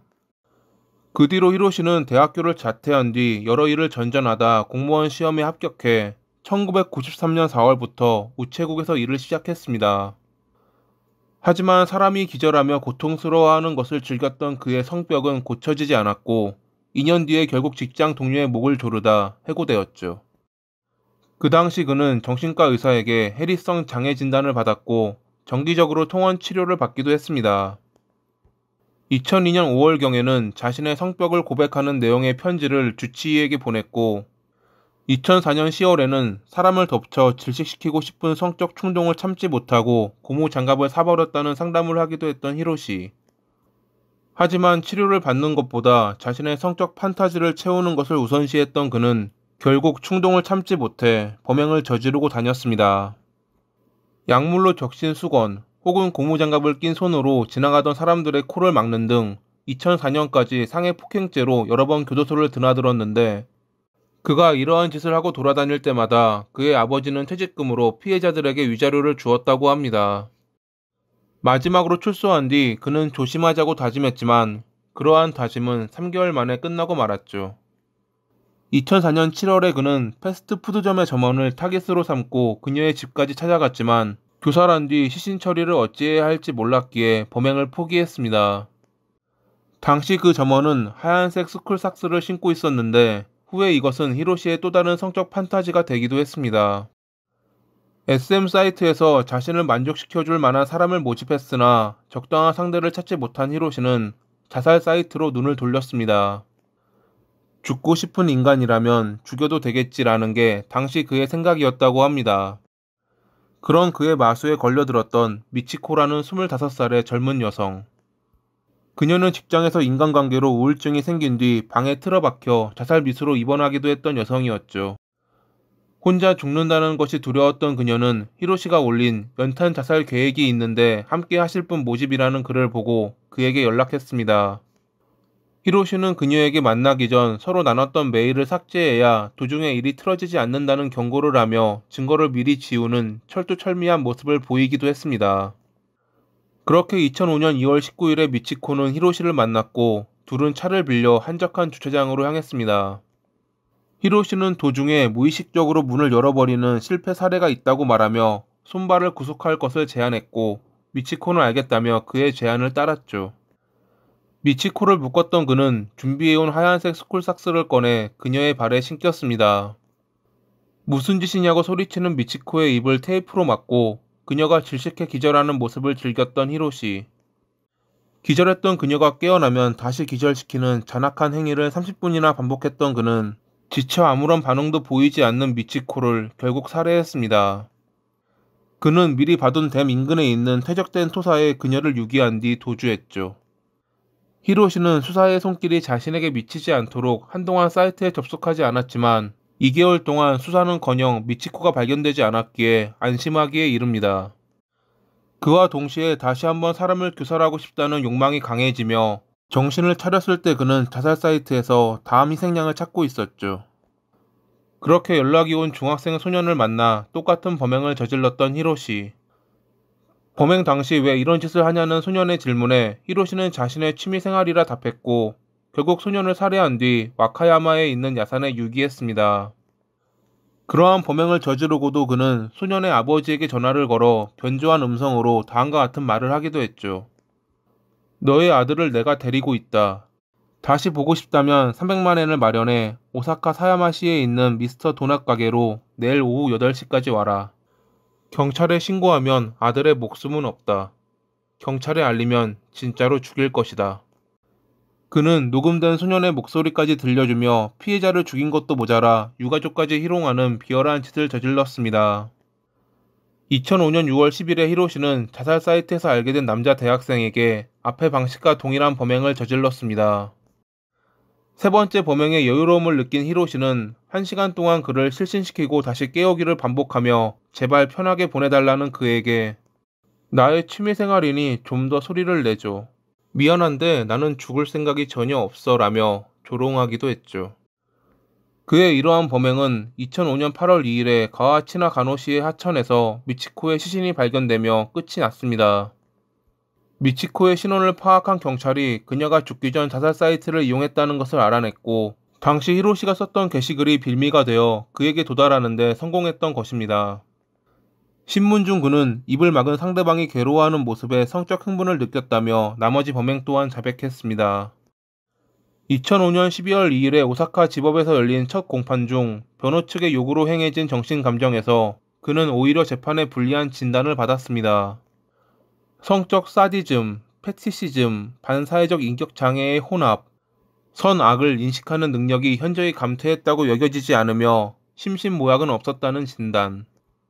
검찰은 욕망만을 추구한 범행으로 삐뚤어진 성욕 때문에 범행을 저지른 사상 유례없는 흉악한 범죄라며 사형을 구형했습니다. 변호사는 다른 두 건에 대해선 자수를 했고 범행 당시 형사 책임 능력에 대해서도 행동 통제 능력을 잃었다고 주장했지만 재판을 맡은 판사는 다음과 같이 말하며 사형을 선고했습니다. 자신의 성적 욕망을 채우기 위해 4개월 동안 3명의 아까운 목숨을 앗아간 잔인하고 냉혹한 범행이기에 그에겐 갱생의 여지가 없다. 범행 당시 상황을 정확히 기억하고 증거인멸을 위해 메일을 삭제, 범행에 사용한 렌터카를 청소한 것으로 보아 형사 책임 능력에 문제는 없다. 사람을 질식시키는데 성적 흥분을 느낀다는 특이한 성벽을 갖춘 것 자체는 피고인에게 불행이긴 하지만 성욕을 만족시키기 위해 남의 생명을 마다하지 않는 자기중심적이고 이기적인 동기에 참작의 여지는 없다. 피해자 3명 모두 자살 지원자였지만 그들은 편안한 죽음을 바란 것에 반해 피고인은 그것을 알고도 1시간 넘게 고문을 하며 고통을 주었다. 유족의 처벌 감정과 범행의 잔혹성 등을 고려해 극형밖에는 답이 없다. 변호사는 항소했지만 2007년 7월 5일에 사형은 확정됐고 사형 확정 2년 뒤인 2009년 7월 28일에 그의 형이 집행됐습니다. 판결이 내려지기 전 자신이 저지른 죄는 목숨으로 보상할 수밖에 없다며 어떠한 판결이 내려지더라도 수용하겠다고 말했던 히로시. 그의 목숨이 그러한 값어치가 전혀 없다는 것을 끝내 몰랐던 그가 죽어서도 끝나지 않는 고통 속에 몸부림치고 있기를 바라며 이만 글을 마칩니다. 오늘도 시청해 주셔서 감사합니다.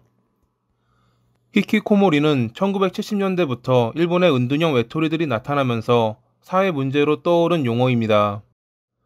틀어박히다, 죽치다라는 뜻의 일본어 히키코모리의 명사형으로 사회생활에 적응하지 못하고 집안에 틀어박혀 사는 사람들을 말하죠. 그들은 사람들과 대화하는 것을 꺼리고 자기 혐오나 상실감, 우울증을 보이며 부모에게 응석 부리고 심지어 폭력까지 행사하고는 합니다. 오늘 소개해드릴 이와쿠라 토모히로라는 남성도 이런 전형적인 히키코모리였습니다. 다른 점이 있다면 그는 5명을 살해한 나쁜 사람이라는 것이었죠.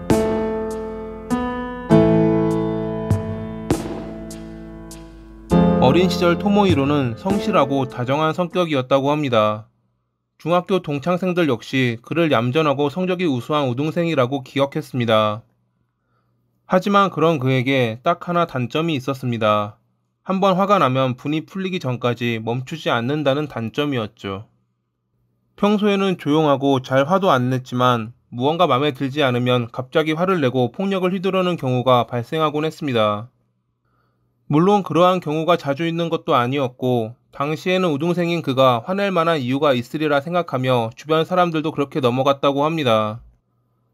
우등생답게 지역에서 알아주는 명문 고등학교에 진학했지만 2학년 때 부모님의 이혼으로 토모히로와 그의 여동생은 어머니를 따라가야 했습니다. 멀리 간 것은 아니었고 옆 동네로 이사했기에 고등학교에는 계속 다닐 수 있었지만 이때부터 토모히로는 방황하기 시작했고 결국 자퇴한 뒤 자위대에 입대했습니다.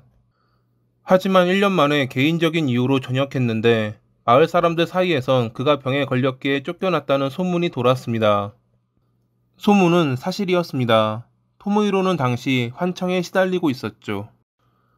어머니에게 누군가가 나를 감시하고 있다, 나를 욕하는 소리가 들린다는 등 환청에 괴롭다고 말했던 토모히로. 병원에 가보았지만 그의 증세는 그리 호전되지 않았고 오히려 악화되며 2005년에는 어머니에게 폭력을 휘두르고 있었습니다. 심지어 오랜만에 어머니 집에 놀러온 여동생에게도 그는 폭력을 휘둘렀죠.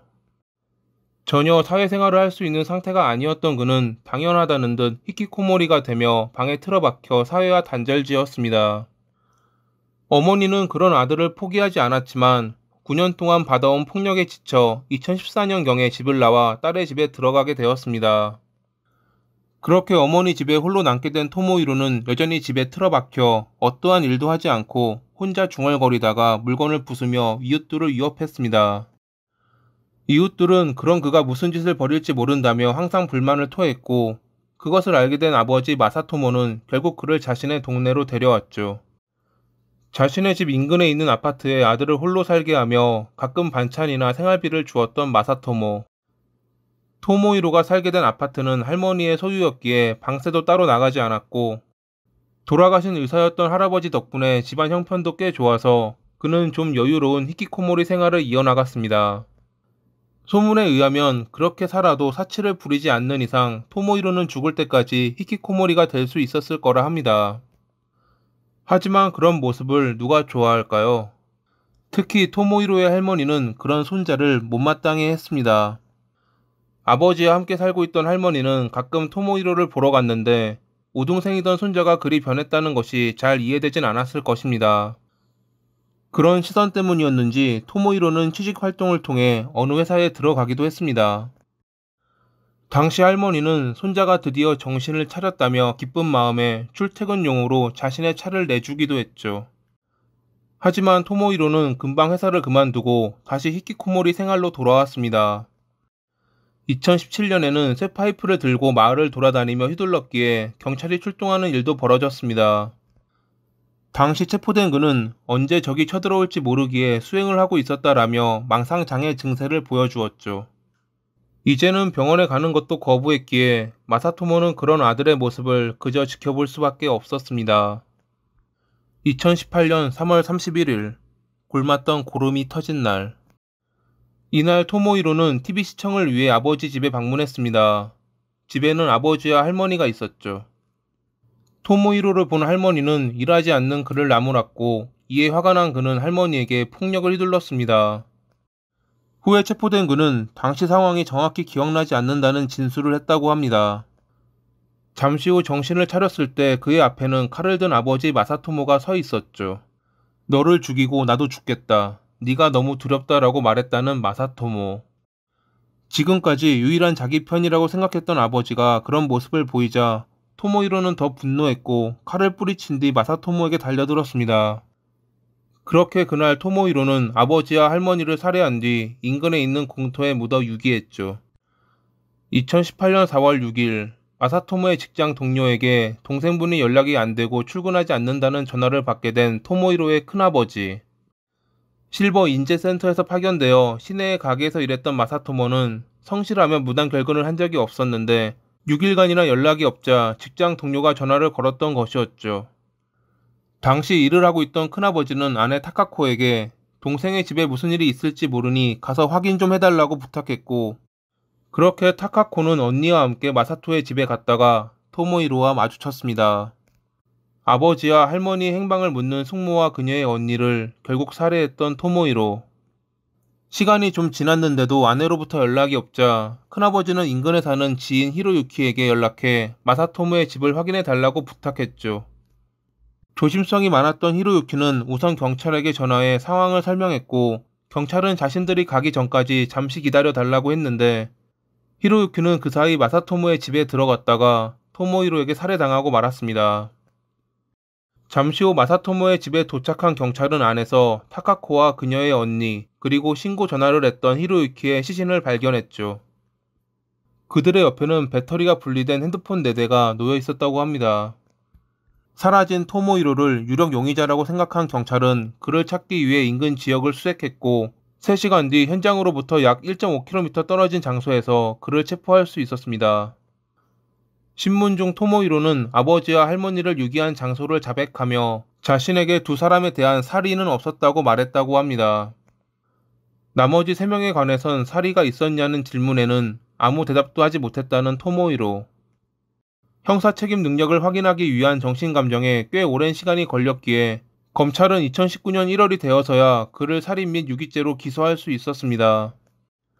2020년 11월 18일에 가고시마 지방법원에서 열린 첫 공판. 쟁점은 토모히로에게 형사 책임 능력이 있는지와 살해의 여부였는데, 심각한 조현병의 가능성도 있다, 범행을 망상장애와 연관짓기에는 부족하다라며 전문가들의 의견이 달랐기에 재판은 생각보다 길어졌습니다. 재판에서 토모히로는 수돗물에 독을 타 내 이빨이 엉망이 되었다, 뇌 구역을 빼앗으려 했다라는 등 망상장애 모습을 보여주며 무기징역을 요구했는데, 검찰은 그가 망상장애가 있는 것은 맞지만 자신이 화가 나, 즉 살해가 생겨 5명을 살해한 악질적인 범행이라 말하며 사형을 구형했습니다. 결국 2020년 12월 11일에 열린 선고 공판에서 가고시마 지법은 검찰의 손을 들어주며 토모히로에게 사형을 선고했습니다. 재판이 끝난 뒤 검사에게 달려들다 교도관에게 저지당했던 토모히로. 현재 그는 사형을 받아들이지 못해 항소한 상태라고 합니다. 어떤 이들은 만약 그가 여유 있는 집에서 태어나지 않았다면 불만이나 망상을 할 시간에 자기 생활을 위해 일을 했을 것이라고 말합니다. 그들이 보기엔 그저 그는 어리광쟁이에 불과할 뿐이었을 것입니다. 스스로 혼자가 되는 것을 선택해 빛을 피했던 그가 영원히 어둠 속에서 살다가 쓸쓸히 생을 마감하길 바라며 이만 글을 마칩니다. 오늘도 시청해주셔서 감사합니다. 일본 엔터테인먼트 산업이 급성장한 80에서 90년대에는 연예계에 뛰어들어 성공하려는 환상을 가진 젊은 여성들이 많았습니다. 이러한 여성들을 이용해 범죄를 저지르는 나쁜 사람들도 있었죠. 그들은 모델, 가수를 채용한다는 명목으로 채용 박람회에 참여해 여성들을 유인했고, 그녀들을 이용해 사리사욕을 채우고는 했습니다. 호쿠세이 가쿠엔 대학교 영문과 1학년에 재학 중인 이케다 마유미 역시 그런 유혹에 넘어간 이들 중 하나였습니다. 취미로 피아노를 치고 예의 바르며 학교나 이웃들에게도 평판이 좋았던 일명 아가씨 느낌의 이케다는 모델 아르바이트를 위해 한 박람회에 방문했고, 거기서 야스카와 나치라는 남성을 만나게 됩니다. 그는 자신을 다국적 광고회사의 사장이라 소개했고, 대기업들의 연줄이 있기에 좋은 모델 일을 줄 수 있다며 이케다를 꼬드겼죠. 직원 수가 1000명이 넘는 큰 회사이며 자산이 풍부하고 자신이 일본의 유명 그룹 회장의 친척이라는 거짓말을 했던 야스카와, 이 만남 때문에 후에 자신의 부모님이 살해된다는 것을 당시 이케다는 전혀 상상하지 못했을 것입니다.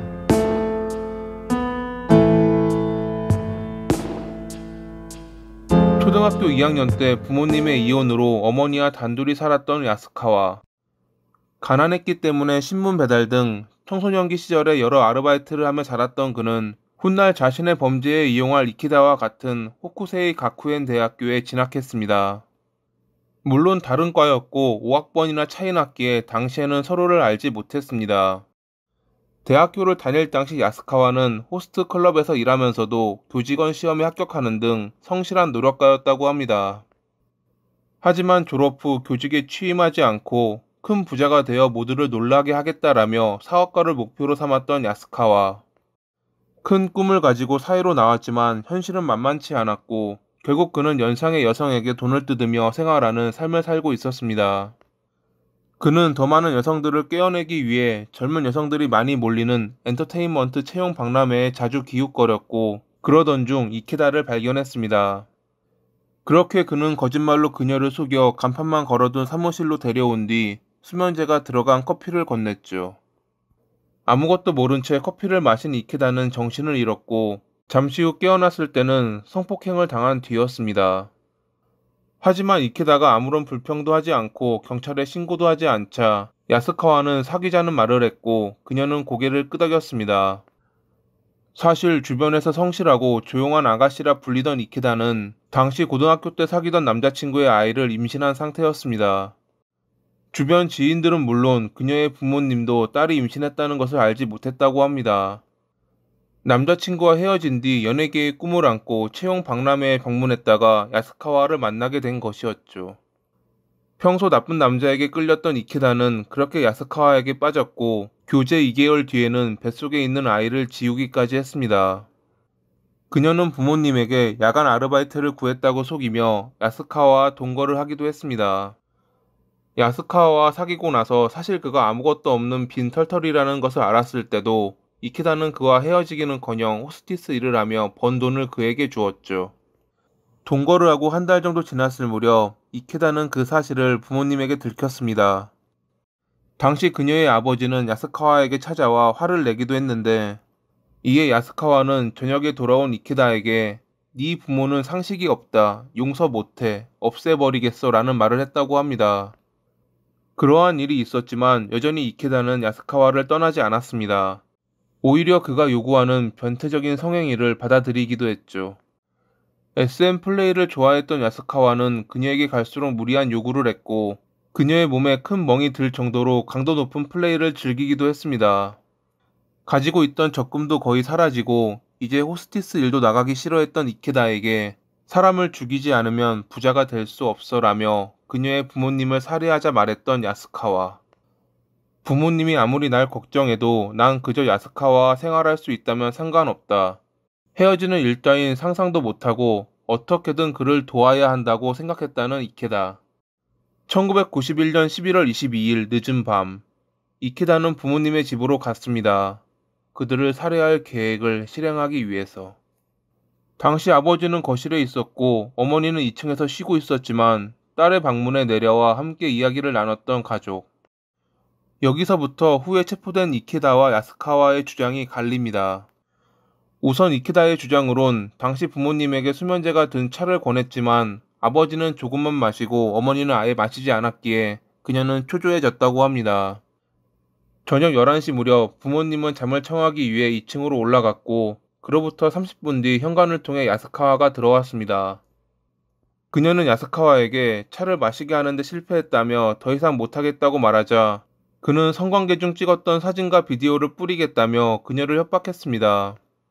어쩔 수 없이 이케다는 그와 함께 부엌에서 가져온 칼과 넥타이를 들고 부모님의 침실로 들어갔고 야스카와가 아버지와 어머니에게 칼을 휘두르려 하자 더 이상 보지 못하고 방을 빠져나왔다는 것이 이케다의 주장이었습니다.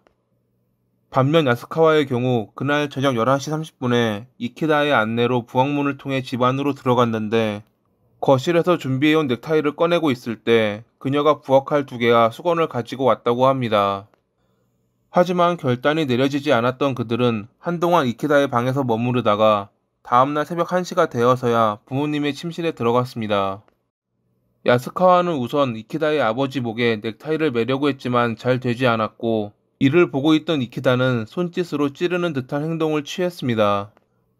결국 이케다가 준비해온 칼로 그녀는 어머니를, 야스카와는 아버지를 찌르기로 하며 동시에 휘둘렀는데 어머니의 비명에 놀라 이케다가 밖으로 나갔기에 자신이 마무리하려는 사이 어느새 방으로 돌아온 그녀가 어머니의 다리를 누르고 있었다는 것이 야스카와의 주장입니다. 즉 이케다는 모든 범행은 야스카와의 소행이라고 했지만 야스카와는 그녀가 범행을 적극적으로 도우며 어머니에게 치명상을 입힌 것도 그녀라고 주장한 것이었죠. 그들은 부모님의 사체를 차에 태우고 삿포로에 있는 한 늪지대에 유기했고 자살로 꾸미기 위해 유서를 위조한 뒤 실종 신고를 하기도 했습니다. 부모님 집에 있는 현금과 돈이 될 만한 것들을 가지고 나와 하나로 약 6,600만 원에 해당하는 돈을 손에 넣었던 그들. 2개월 만에 그들은 그 돈을 여행이나 유흥으로 모두 탕진했다고 합니다. 1992년 1월에 이케다의 부모님이 발견됐고 이로 인해 그들은 체포됐습니다. 시신이 둘 다 뒷좌석에 있었기에 살인사건으로 여겨지며 딸이었던 이케다가 의심받아 결국 모든 것이 들통났기 때문이었죠. 재판에서 이케다는 자신이 야스카와에게 세뇌된 피해자라며 무죄를 주장했지만 그녀가 했던 여러 말들이 거짓으로 밝혀지며 그녀의 주장은 힘을 잃었습니다. 한 예로 그녀는 야스카와가 자신의 사진과 영상을 뿌리겠다고 협박했기에 범행을 도왔다고 했지만 그런 사진이나 영상은 발견되지 않았다고 합니다. 야스카와가 아버지와 어머니를 모두 살해했다는 이케다의 주장과 어머니는 그녀가 살해했다는 야스카와의 엇갈린 주장으로 인해 재판은 고착되었습니다. 결국 삿포로 지방법원은 둘 모두에게 무기징역을 선고했습니다. 공범자 간의 형의 균형이라는 판결을 내리며 말이죠.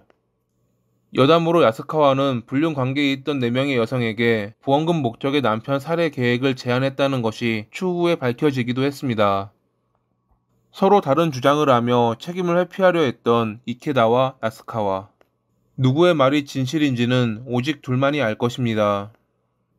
지구의 안 같은 존재인 이러한 나쁜 사람들이 모두 사라지길 바라며 이만 글을 마칩니다. 오늘도 시청해주셔서 감사합니다. 일본 출판사 신초샤의 기자인 테츠오가 평소 알고 지내던 한 사형수의 주선으로 또 다른 사형수를 만나게 된 것은 2005년 3월 16일. 테츠오와 단둘이 면회를 하게 된 고토 료지라는 사형수는 2명을 살해해 사형을 선고받은 남성이었죠. 2000년 7월 30일에 동료가 걸핏하면 자신을 속이는 것에 화가 나 있던 료지는 그를 다리 위로 불러내 강물 아래로 밀어 살해했습니다. 그로부터 3주 뒤 그는 자신과 문제가 있던 한 남성의 애인을 살해한 뒤 도주했죠. 경찰은 피해자의 마지막 휴대전화 기록이 료지였다는 것을 확인하며 추적했고 사이타마현의 한 호텔에서 그를 찾을 수 있었습니다. 젊은 시절부터 조직폭력단의 일원이었던 그는 그렇게 막가는 인생을 살다가 결국 체포됐는데 2심에서까지 사형을 선고받고 상고 중이었기에 이번에도 기각되면 사형이 확정되는 상황이었다고 합니다. 그런 그가 테츠오에게 중요한 고발이 있다며 면회를 요청한 것입니다. 그는 테츠오에게 말했습니다. 3건의 추가 살인과 그것을 뒤에서 조종한 남성이 따로 있다고 말이죠.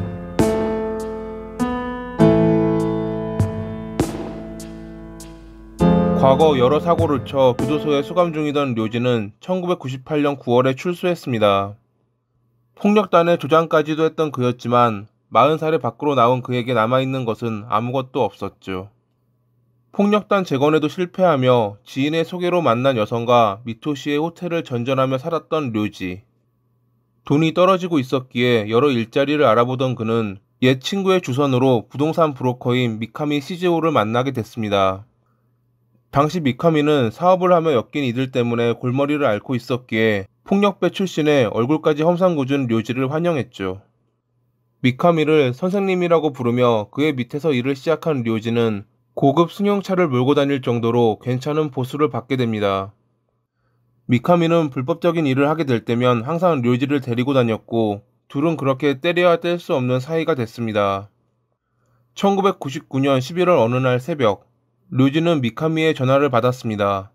떨리는 목소리로 자신이 사람을 죽였다고 말했던 미카미.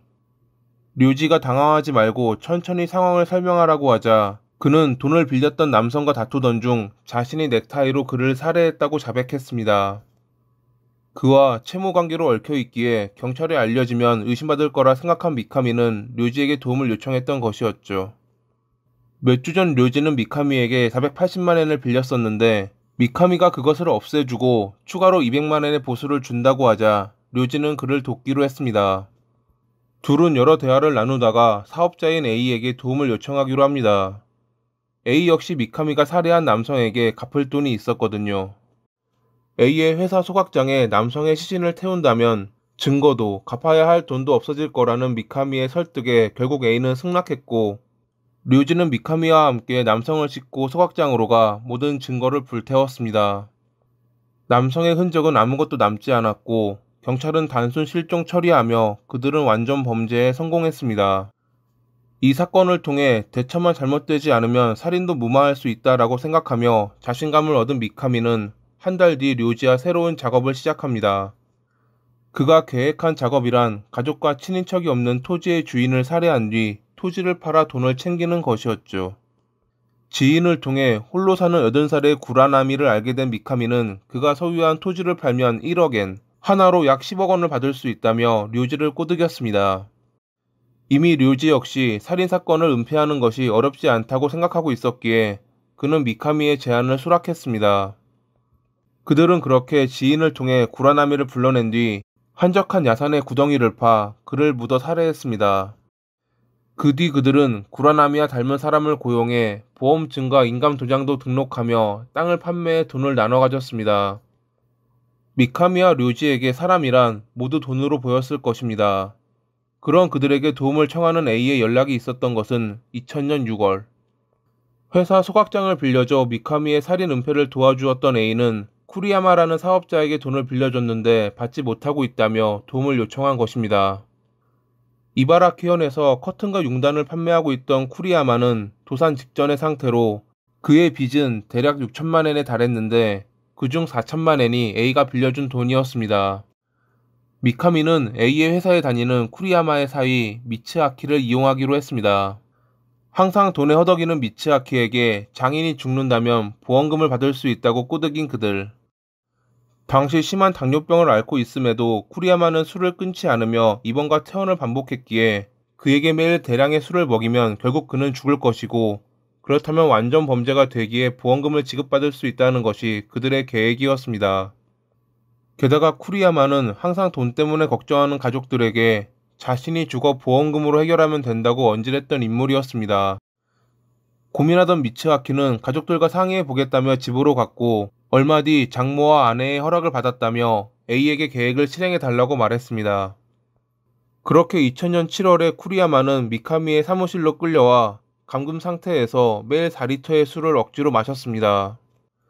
그의 몸은 점차 안 좋아졌고 그 사이 미카미는 쿠리야마의 명의로 사채업자들에게 120만 엔의 돈을 추가로 빌렸죠. 게다가 그의 가족들 몰래 쿠리야마의 사망보험금 수령자를 바꿔놓았던 미카미. 그해 8월 12일 집에 돌아가고 싶다는 쿠리야마에게 류지는 주먹을 휘두르며 술을 계속 먹였습니다.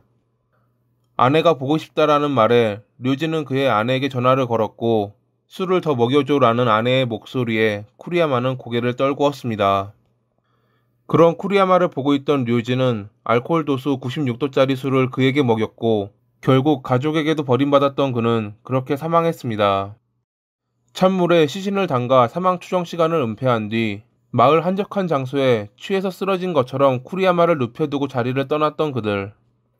3일 뒤 사망한 쿠리야마를 발견한 경찰은 그들의 예상대로 술을 너무 많이 마셔 사망했다고 결론 내리며 수사를 종료했습니다. 사망보험금은 우선 쿠리야마에게 큰돈을 빌려주었던 A가 4천만 엔을 받았고 나머지는 미카미와 류지가 나눠 갖기로 했는데 류지는 이를 받지 못했습니다. 당시 그는 맨 처음 말씀드렸던 2건의 살인으로 도주하다 체포돼 수감 중이었거든요. 류지가 체포되기 전, 즉 그가 도주하기 전 미카미는 그에게 도피 자금을 준다며 만난 적이 있었습니다. 만약 그가 체포된다면 과거 범죄들도 발설할 가능성이 있다고 생각한 미카미는 그에게 다음과 같은 조건을 제시했죠. 만약 체포되었을 때 나와 엮인 범행을 말하지 않는다면 5,500만 엔의 돈과 유능한 변호사를 붙여주겠네.